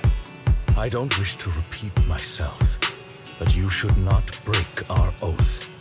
That's the path I've chosen, and I'm going to stick to it. But you know that path will lead you the wrong way. Who are you to lecture me about right and wrong? I believe any path that makes you feel pain must be the wrong one. Your disgusting sympathies make me sick, Lycon. There's only ever been one person who can kill me or save me, and that is me.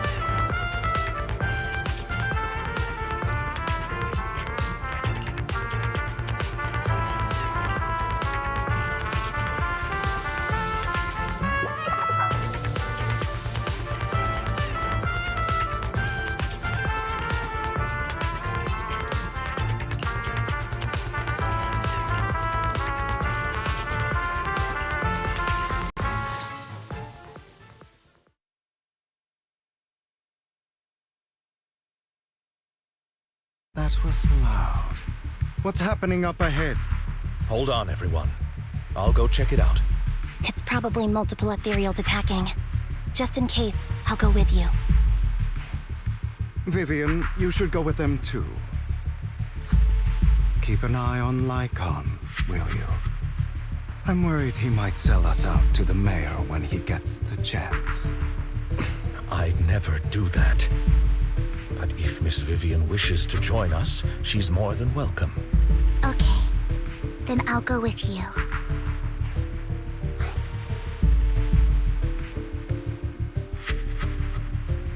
Why do you look so nervous? I've spent so much time by your side already.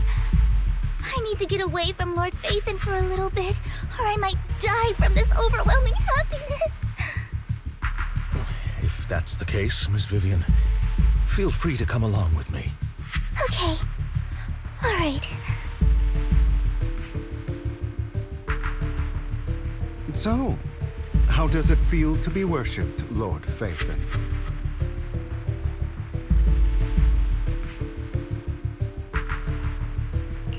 You had that figured out a while ago, didn't you? Sharp as always. But of course, I couldn't spoil it for her. She has to figure it out on her own. That's what makes it special.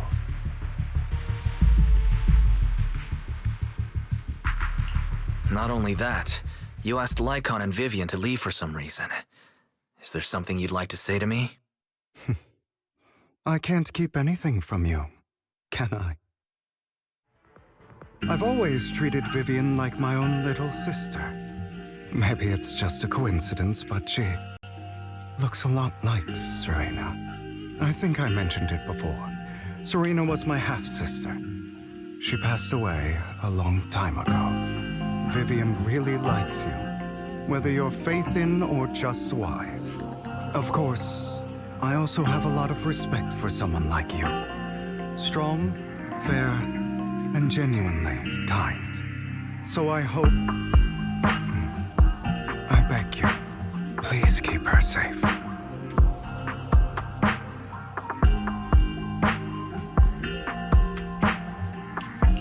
Hang on. What's that supposed to mean? Think of it as the last bit of conscience I have left. A kid as pure as her. She should stay alongside someone who walks in the light. Like you. Not even Vivian can agree with all my beliefs. One day we'll go our separate ways.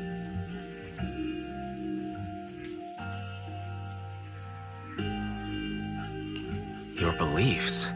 What do you mean exactly? You probably heard from Lycon. We swore an oath when we started Mockingbird. We swore to use our own hands to right the wrongs in this world. But never, under any circumstances, would we take another human life. I stayed true to my words. Until my father, the man I hated, stood right before me. I could have ended his life easily, but I hesitated. I remembered that damned oath and their repeated attempts to convince me. I didn't do it. Because of that, innocent people died. All because of him. If I'd killed him first, then none of those tragedies would have happened.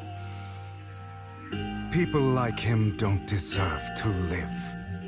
After that, I realized sometimes taking one life really can save countless others.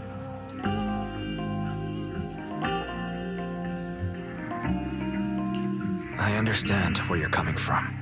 I knew you'd understand. Vivian has a good heart. I don't want her to get her hands dirty. But you know how it is. In this world, someone has to be the bad guy. So, I want to apologize to you. Why apologize all of a sudden? You're incredibly strong, kind, capable, and really, really lucky. The world needs more people like you. Remember that revenge movie I told you about, Children of Devils? I still haven't found it, but I came across another videotape with the same name. Turns out, in that story, the Children of Devils are actually the children of gods. Sorry for rambling. Hope you don't mind. They should be back soon.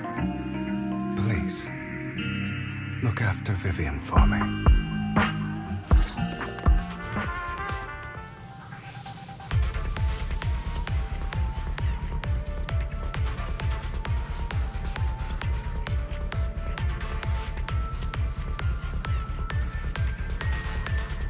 Despite a bad ending, once the camera stops rolling, no one's really gone.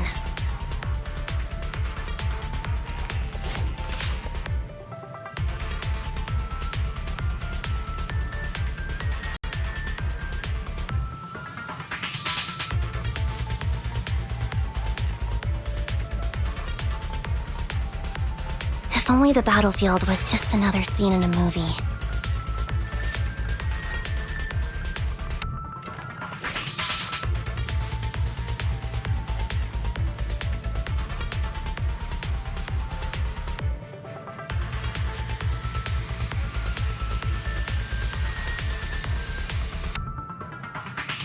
Despite a bad ending, once the camera stops rolling, no one's really gone.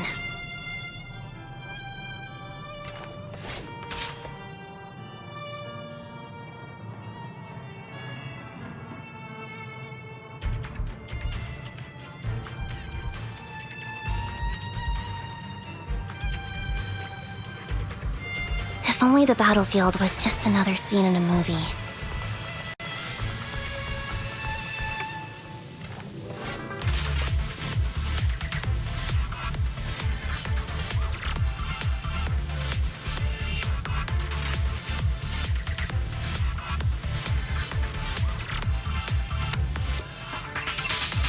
Despite a bad ending, once the camera stops rolling, no one's really gone.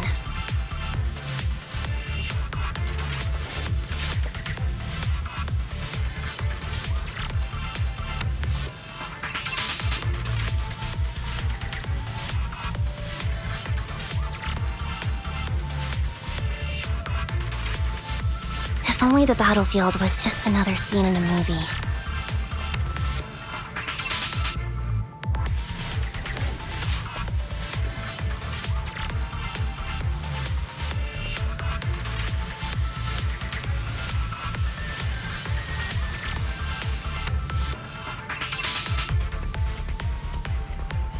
Despite a bad ending, once the camera stops rolling, no one's really gone.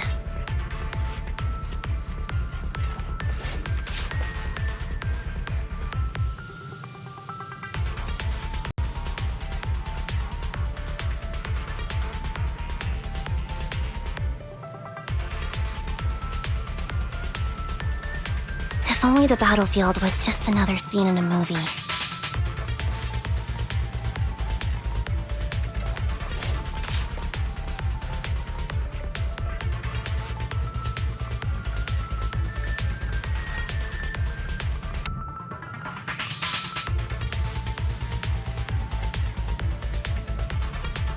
Despite a bad ending, once the camera stops rolling, no one's really gone.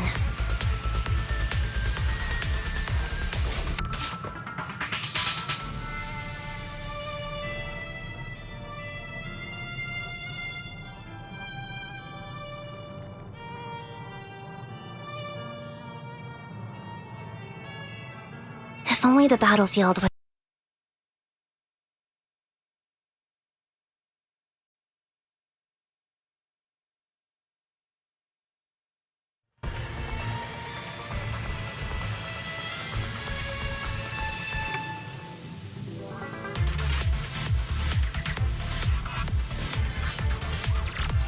Despite a bad ending, once the camera stops rolling, no one's really gone.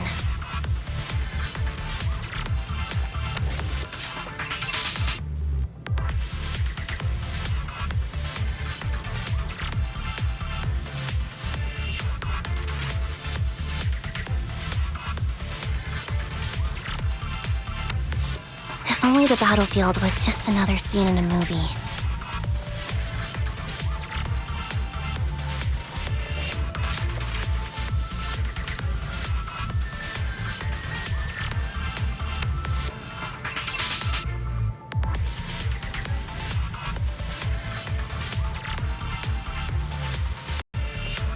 Despite a bad ending, once the camera stops rolling, no one's really gone.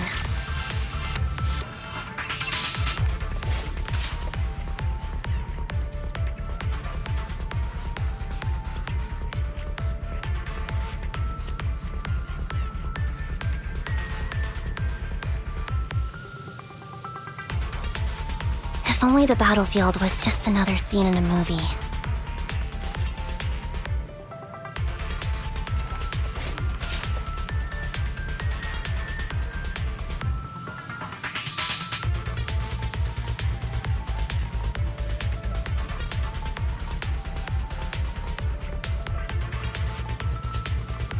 Despite a bad ending, once the camera stops rolling, no one's really gone.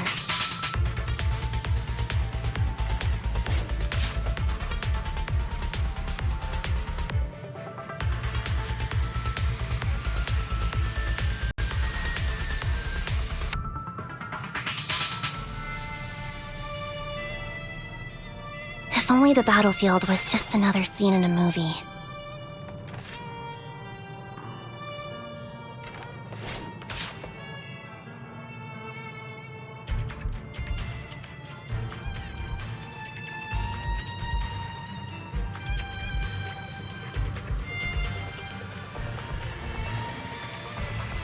Despite a bad ending, once the camera stops rolling, no one's really gone.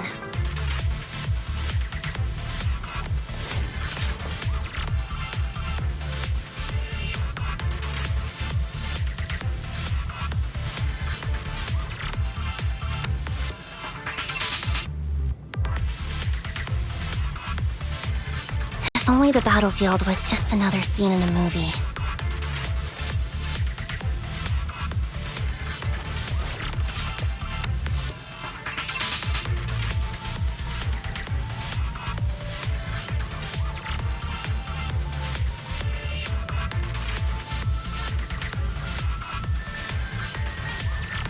Despite a bad ending, once the camera stops rolling, no one's really gone.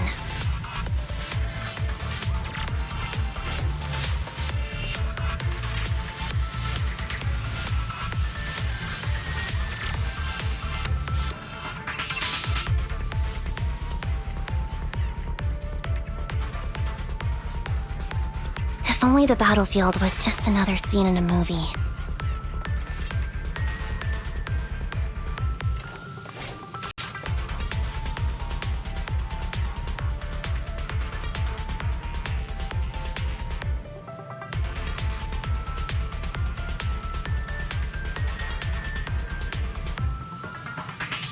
Despite a bad ending, once the camera stops rolling, no one's really gone.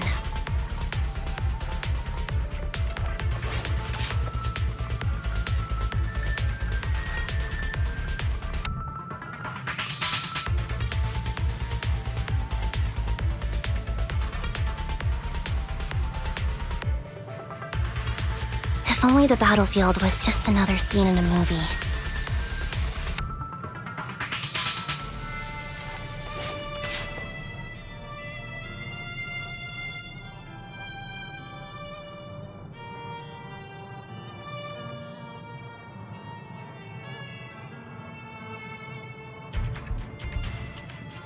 Despite a bad ending, once the camera stops rolling, no one's really gone.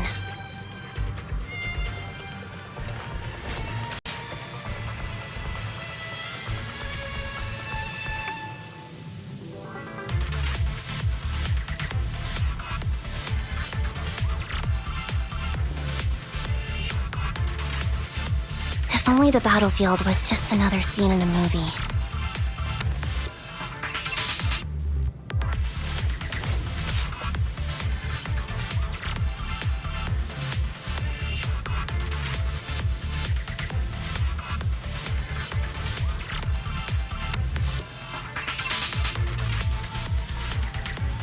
Despite a bad ending, once the camera stops rolling, no one's really gone.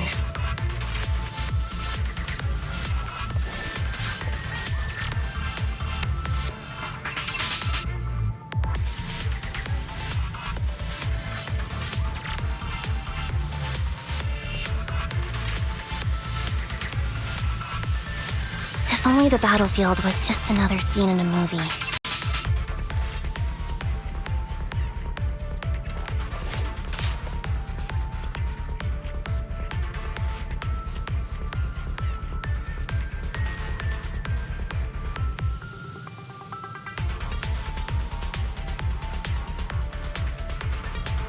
Despite a bad ending, once the camera stops rolling, no one's really gone.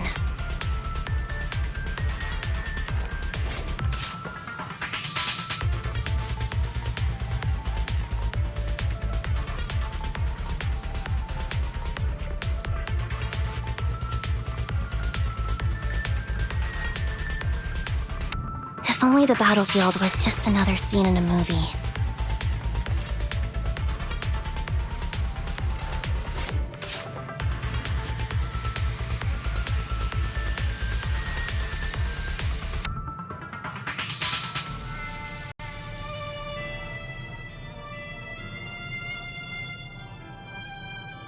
Despite a bad ending, once the camera stops rolling, no one's really gone.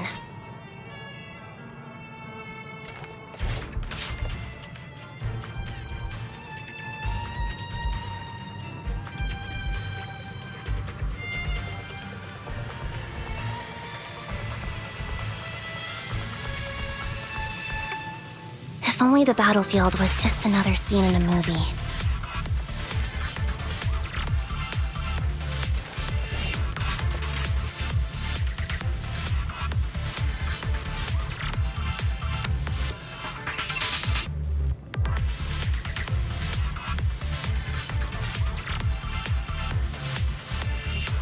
Despite a bad ending, once the camera stops rolling, no one's really gone.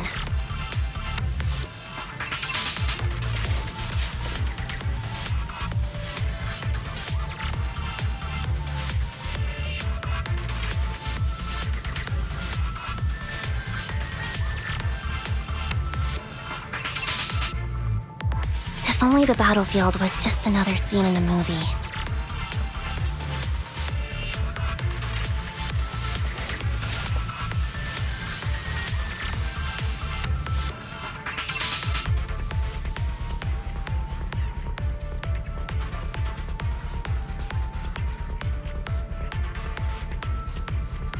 Despite a bad ending, once the camera stops rolling, no one's really gone.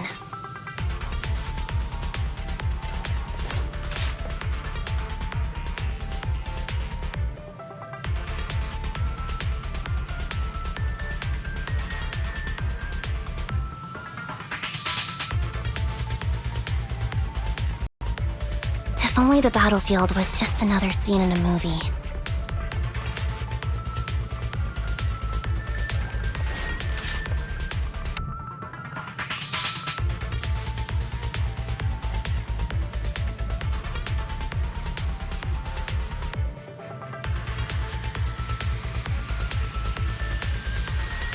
Despite a bad ending, once the camera stops rolling, no one's really gone.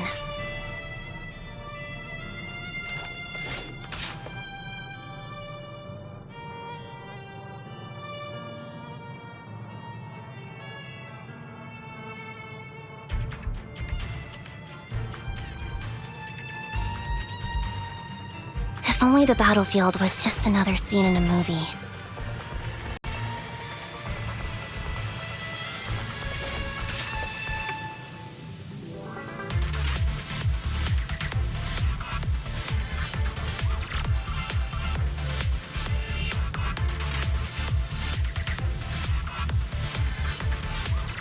Despite a bad ending, once the camera stops rolling, no one's really gone.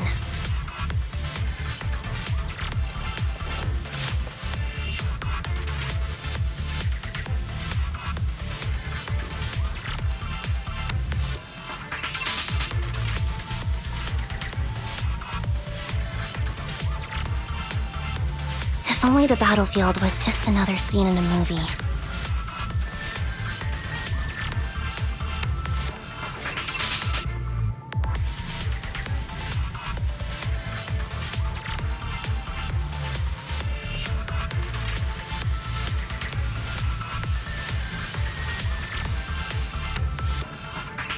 Despite a bad ending, once the camera stops rolling, no one's really gone.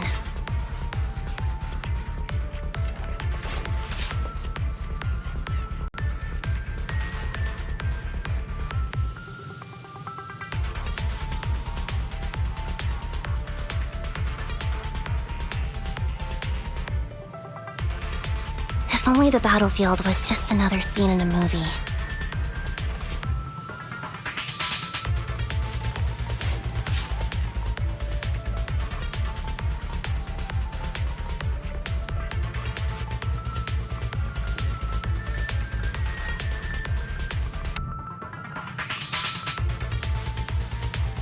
Despite a bad ending, once the camera stops rolling, no one's really gone.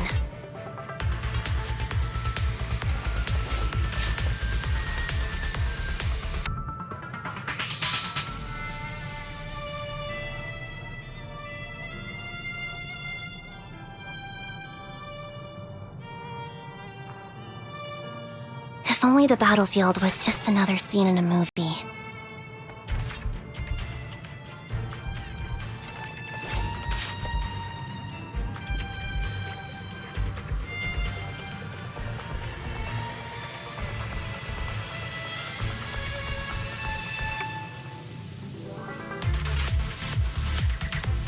Despite a bad ending, once the camera stops rolling, no one's really gone.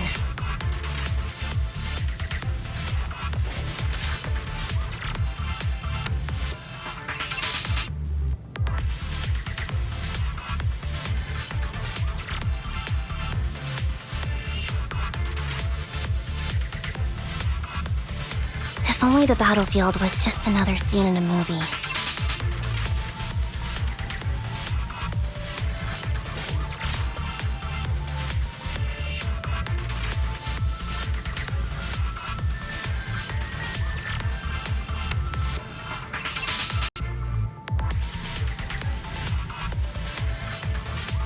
Despite a bad ending, once the camera stops rolling, no one's really gone.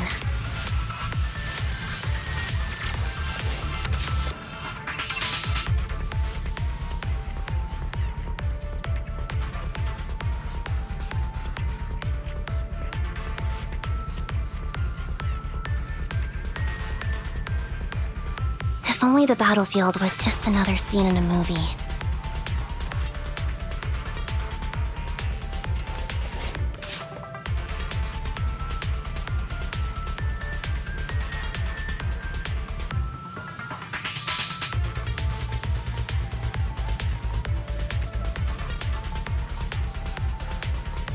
Despite a bad ending, once the camera stops rolling, no one's really gone.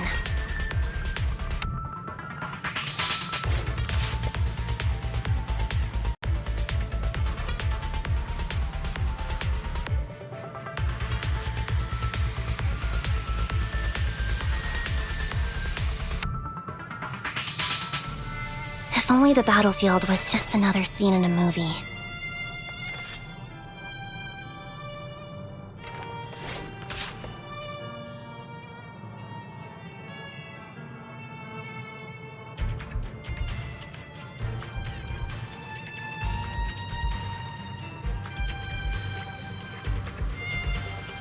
Despite a bad ending, once the camera stops rolling, no one's really gone.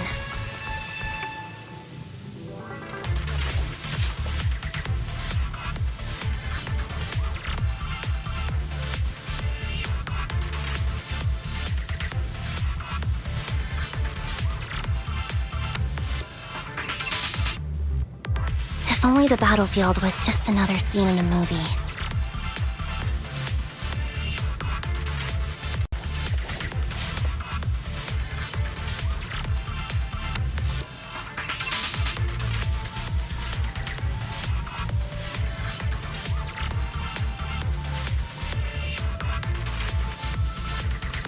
Despite a bad ending, once the camera stops rolling, no one's really gone.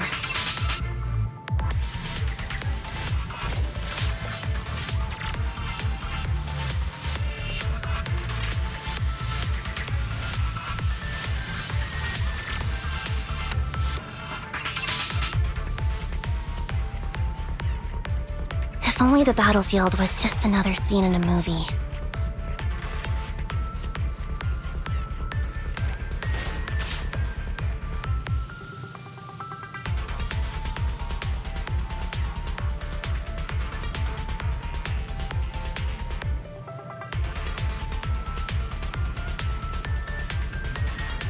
Despite a bad ending, once the camera stops rolling, no one's really gone.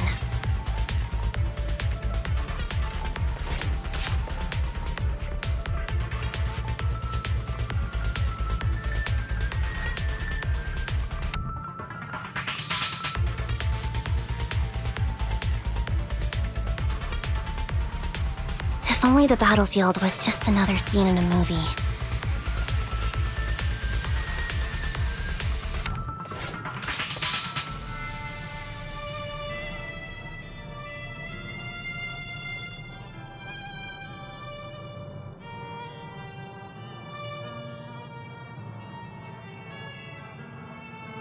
Despite a bad ending, once the camera stops rolling, no one's really gone.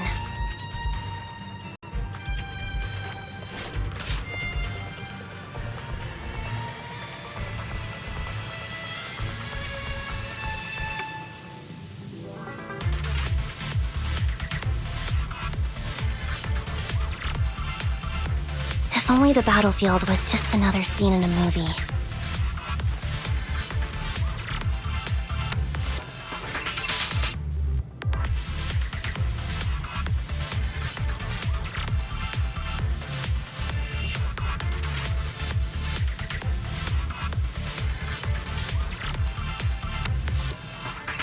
Despite a bad ending, once the camera stops rolling, no one's really gone.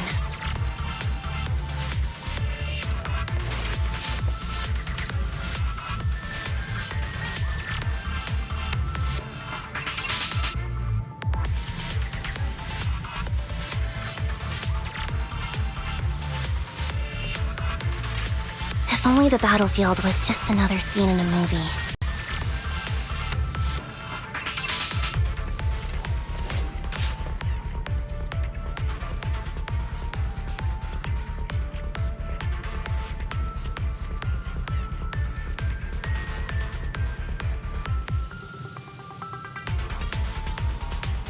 Despite a bad ending, once the camera stops rolling, no one's really gone.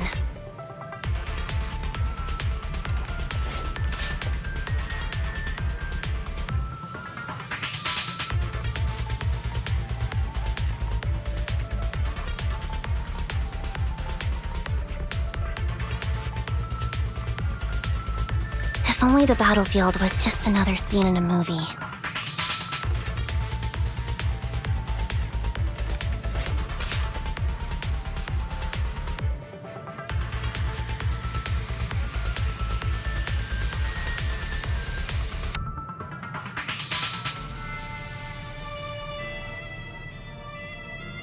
Despite a bad ending, once the camera stops rolling, no one's really gone.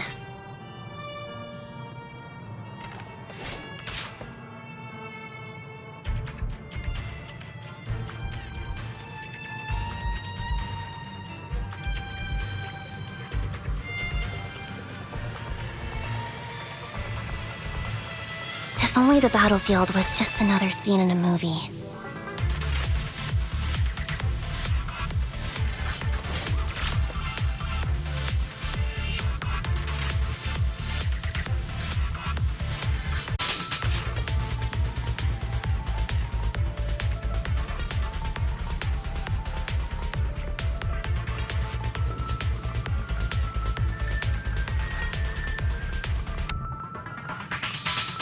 If only the battlefield was just another scene in a movie.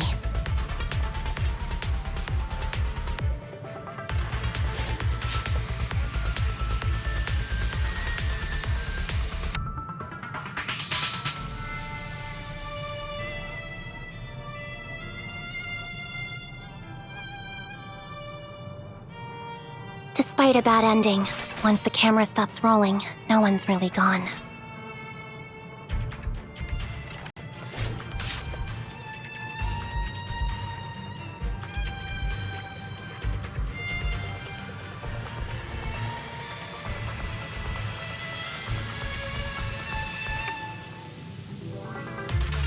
If only the battlefield was just another scene in a movie.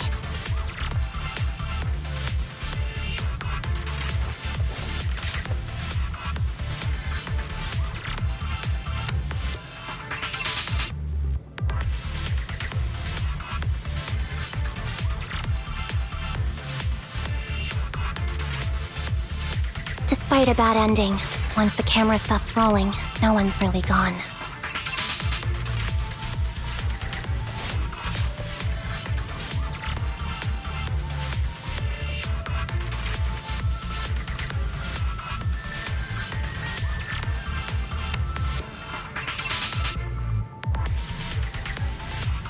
If only the battlefield was just another scene in a movie.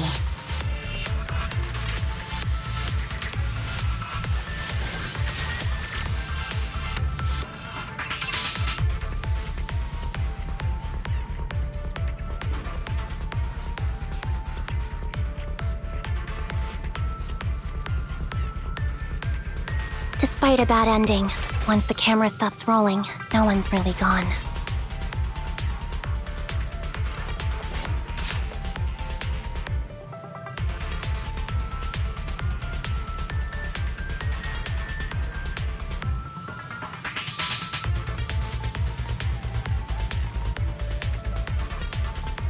If only the battlefield was just another scene in a movie.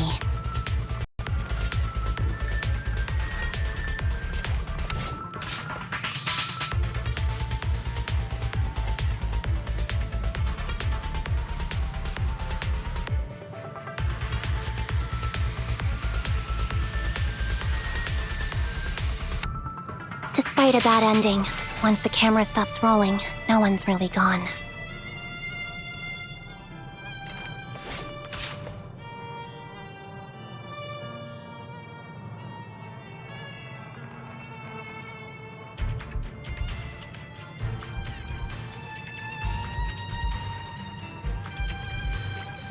If only the battlefield was just another scene in a movie.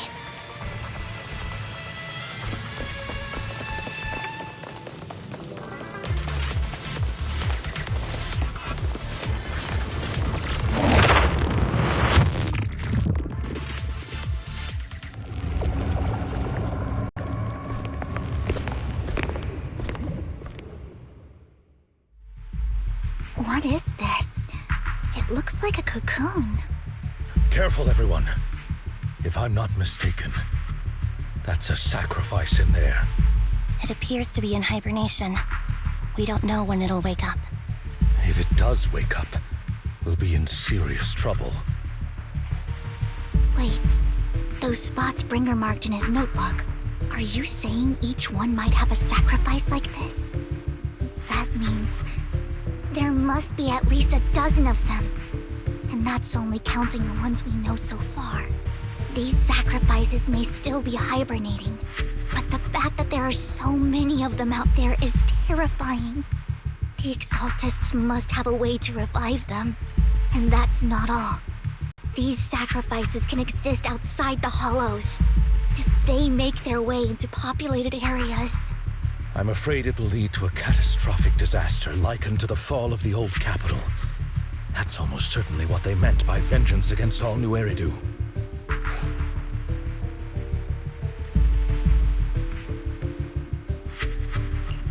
Let's find a way to get rid of these sacrifices. We can't let the Exaltists have them.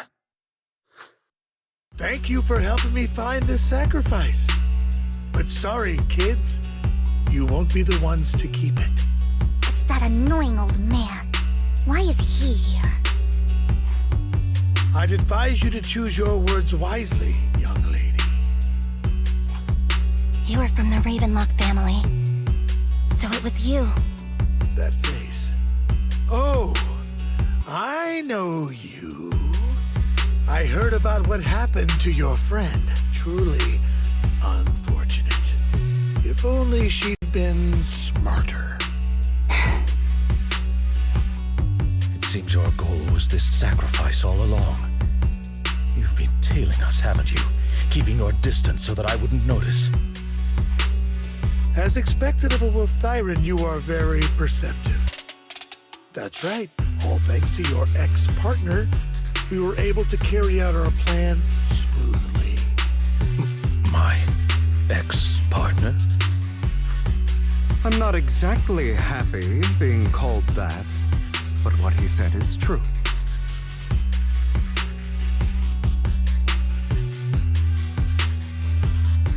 Wait, Hugo, what do do you mean? I made a deal with Mr. Hartman in advance. So, would you kindly step aside and let us have this sacrifice? Of course, you can choose to refuse, but if you do, then I'll have to take coercive measures. What did you offer him? Everything we know about the sacrifices plus the core itself. But why? It's simple. I want to climb higher. Mr. Hartman offered me a chance to join Tops. Who could say no to that?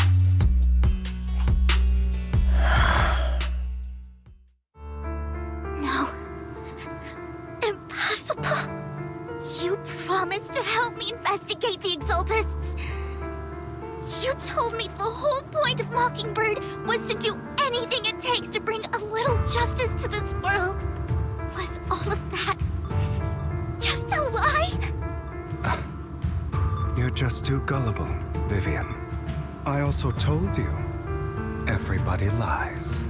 To hide their true intentions, people lie so smoothly, they don't even bat an eye.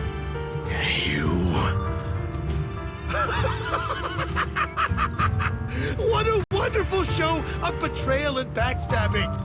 Bravo! I've got no interest in your little feud.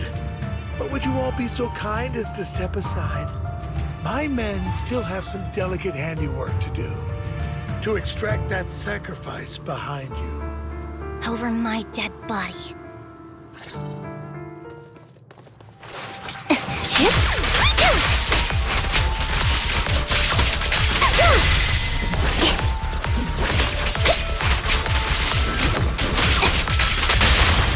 Stay calm now.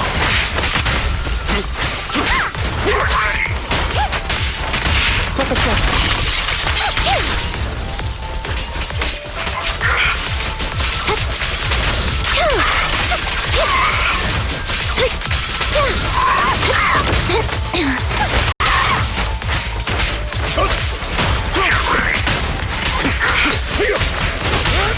A perfect conduit.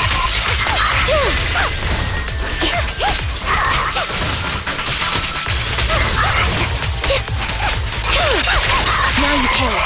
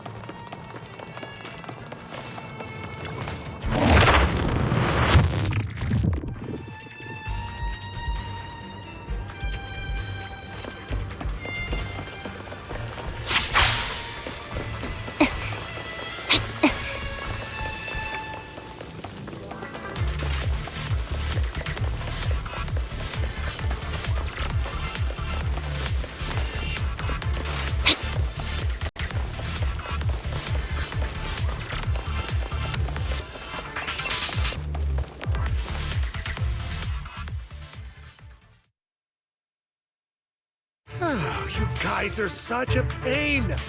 Hugo, stop standing around. Time for you to act. We had a deal. Give me the sacrifice core now. Did we? I don't remember. I imagine this is your favorite kind of entertainment. Watching allies betray each other, suspicion festering until it all turns to bitter hatred. Seeing people tear each other apart like wild beasts, just like your decaying family. Does it comfort that dead conscience of yours? You. What's that supposed to mean? I am loving the look on your face right now. Right when you think you've succeeded, I'm here to tell you it was all fake. None of it was real. Let this pain sink in. It's karma for what you did to me back then. You're fade. I have no idea what you're talking about. You still don't recognize me, do you? Let me give you a little hint. My full name is Hugo Vlad Ravenlock. That's impossible. You're part of our family? I may be an illegitimate child, but I have the same blood flowing in my veins as you. I know you. You're that bastard of his. Damn it. I could have sworn you were already. My dear uncle, you were never worthy of your position. You have no claim to the Ravenlock lineage. You may have killed all of my father's other children, but sorry to disappoint. I'm still alive. I am the true heir to the Ravenlock family. You're a bastard. You have no right to inherit the family. That's not for you to decide. Master Edmund is very supportive of my claim. Edmund? That's impossible. You weaseled your way into Top's inner circle? Master Edmund doesn't care who achieves his goal. In other words, he'd happily let me take over the Ravenlock family, as long as I'm more competent than you. This can't be! You don't know the family's real secret! I know a lot more than you think, including everything that you've done. Just give up. You never even stood a chance. Damn it. This was all fake, right? You were just putting on an act to fool this old man, right? I actually fell for it. Don't do that again. At least give us a heads up next time. Vivian, everything I did was to rightfully inherit the Ravenlock family. That part is true. Now, I'm going to kill this man who stole what was never his. I'll make sure he can never be a threat again. You can't kill him. We still need information from him on the sacrifices and the Exaltists. You must be misunderstanding something, Lycon. Just like you chose the mayor, I chose Tops. At least for now, Tops has the same interests as me. I'm not going to harm my own self-interests. Be it intel on the sacrifices or the core itself. I'm handing everything over to Master Edmund. Why? I just want to take back what's mine. If fate is not willing to give me justice, then I'll just have to seize it with my own hands. Stealing, robbing, lying, or betraying. I'll do whatever it takes. Even if it means selling your soul to the devil? You know about the power struggle between Tops and City Hall. Those elites at Tops would be only too happy to see the Exaltists plotting a grand attack on New Eridu using sacrifices. That would severely harm the Mayflower's reputation and approval rating in New Eridu. And that's exactly what Tops wants to see.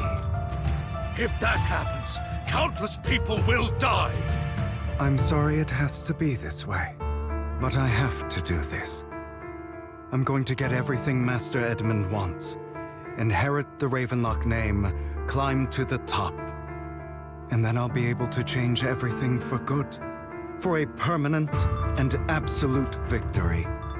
We must endure the pain of cutting away rotten flesh. And persevere through the darkest hour before dawn.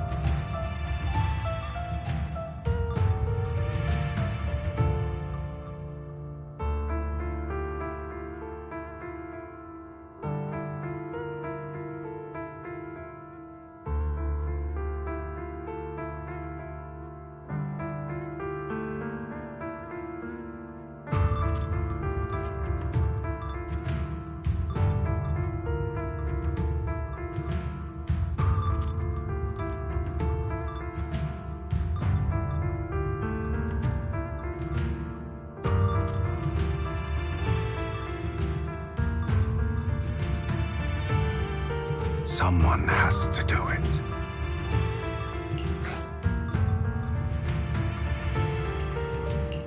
Hugo, it's not too late for you to stop.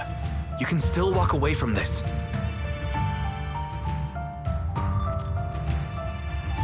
This is the path I've chosen. Without power, resources, or strength, we can't do anything. Mockingbird is the perfect example.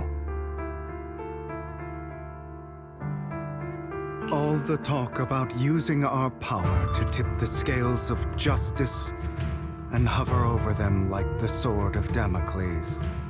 It's just a delusion. In their eyes, we're nothing but annoying gnats. Mockingbird has never really changed anything, or saved anyone. Never in the past, not now, and never will in the future. None of it matters.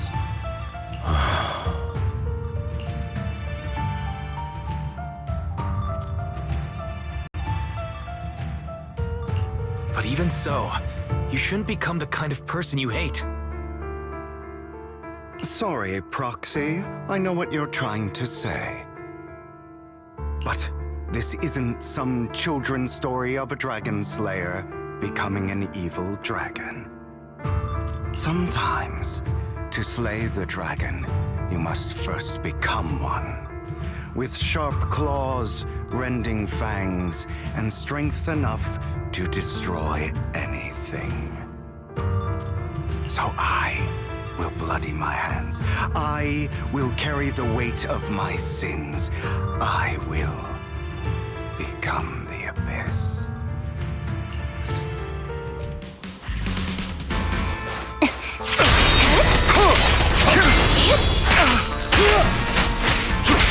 It's about time you kneel.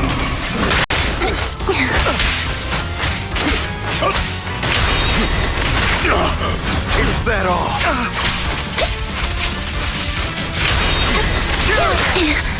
Out of my way!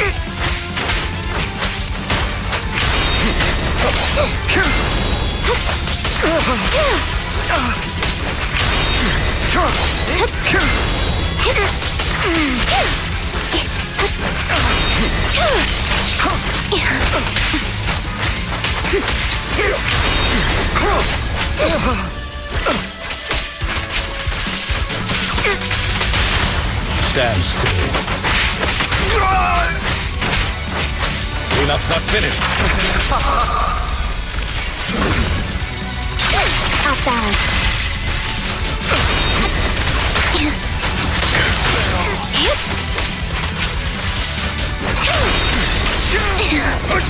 Out of my way.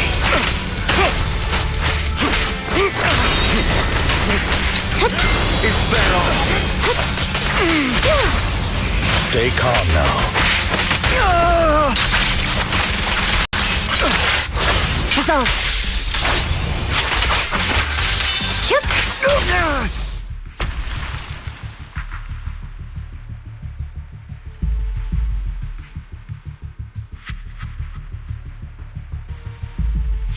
I have my own methods. Well then, make your choice. The sacrifice core, or your precious Phaethon. Okay, the core is yours. Just leave Lord Phaethon alone. Did you really think I'd keep my promise? Drop your foolish facade. He has inherited the seed of evil. Do not let it take root. When the time comes, you must be the one.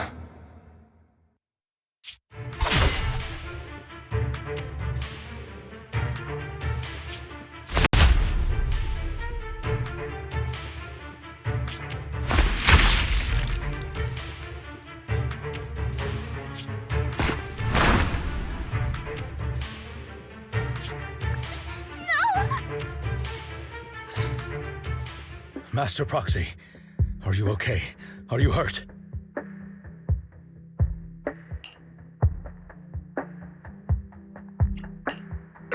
Don't worry. I'm fine. I just didn't expect things to turn out like this.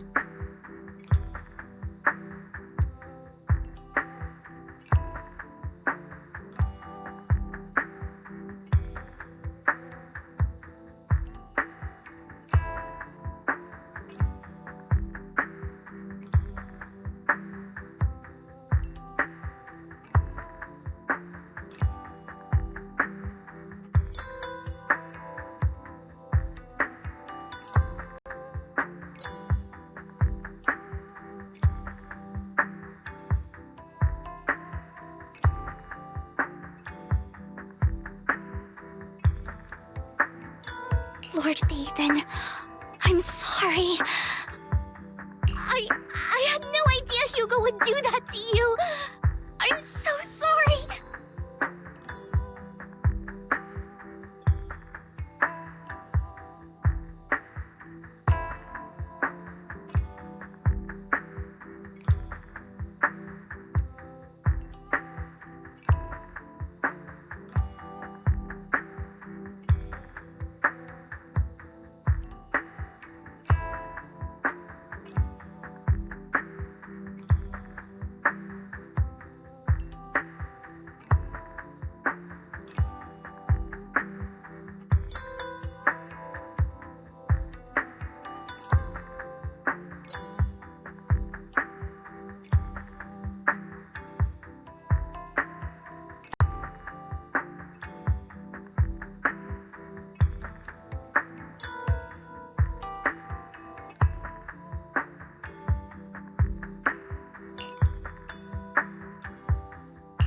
It's all right.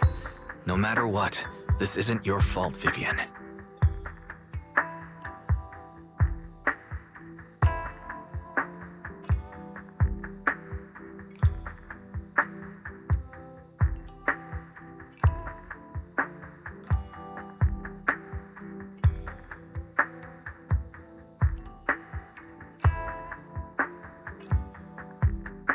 If only I'd noticed sooner.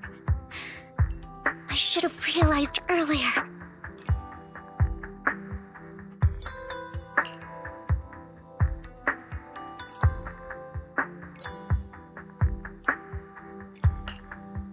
Hugo, he... That's a hollow down there. If you need, I can arrange for someone to go in and search for his body. That isn't necessary. To be frank, I thought you'd hate him for his betrayal, Miss Vivian. I do hate that he's keeping things from me, but all these years, Hugo's been like family to me. I believe he's still with us.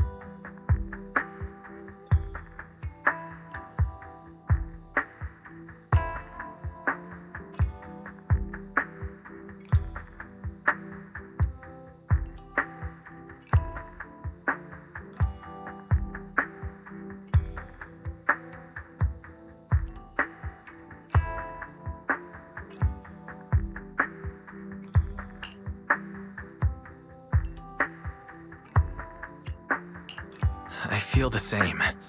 It's possible he's still alive.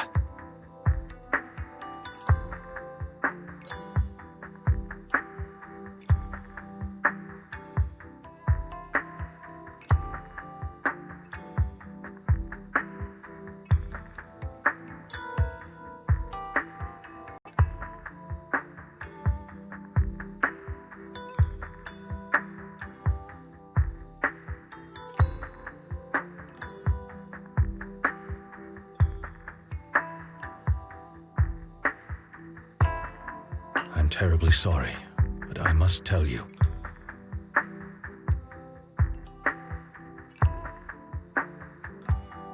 It is impossible for Hugo to be alive. My hand went through his heart.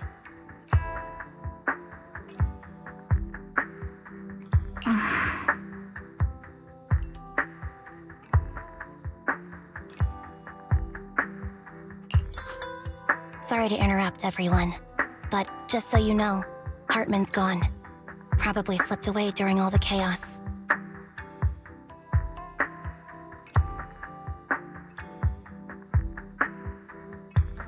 I'm sorry, I was so focused on Master Proxy's safety, I wasn't paying attention to him.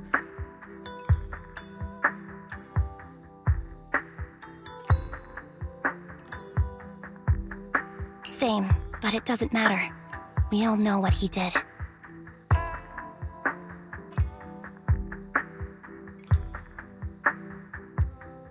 And he will pay for what he did today.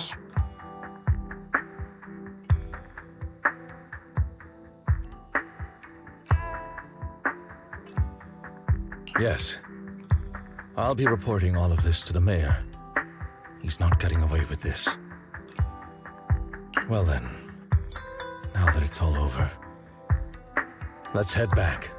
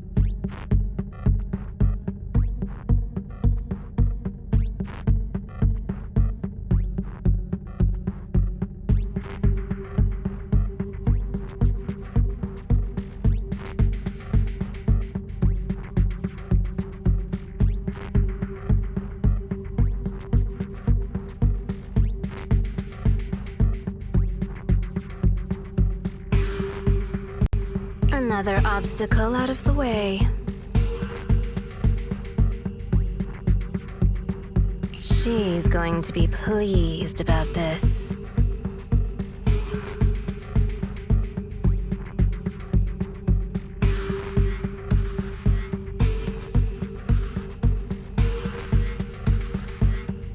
May the Creator guide us.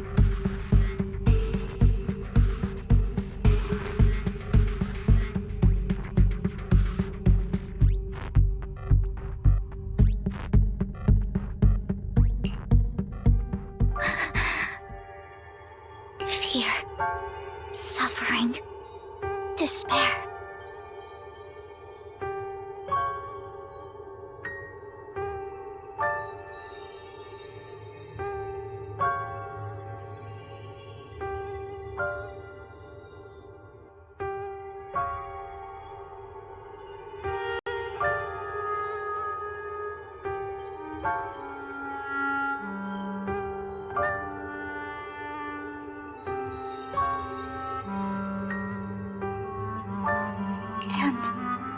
Destruction.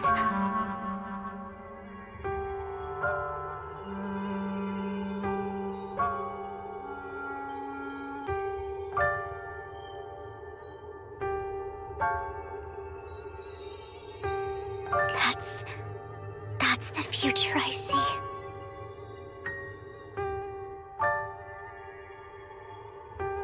Lord Vathan.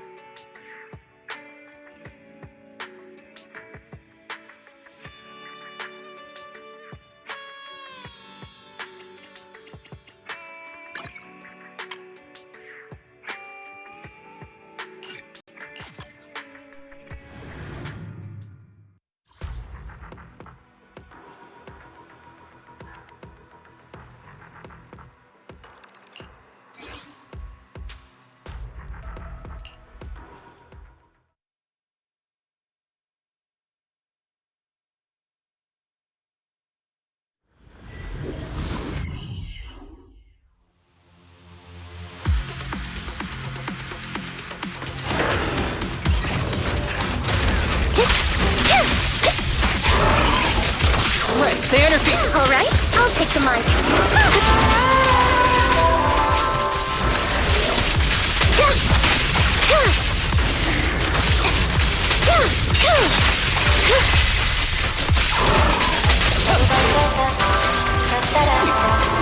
Break away in one hit!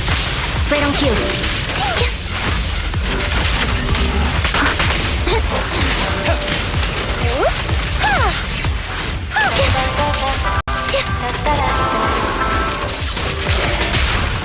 Don't worry, I'm terribly weak. Thanks. This one's for you. Sound strategy. Done.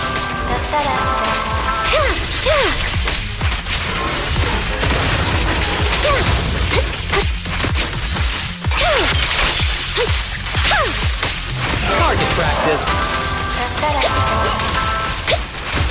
Off balance.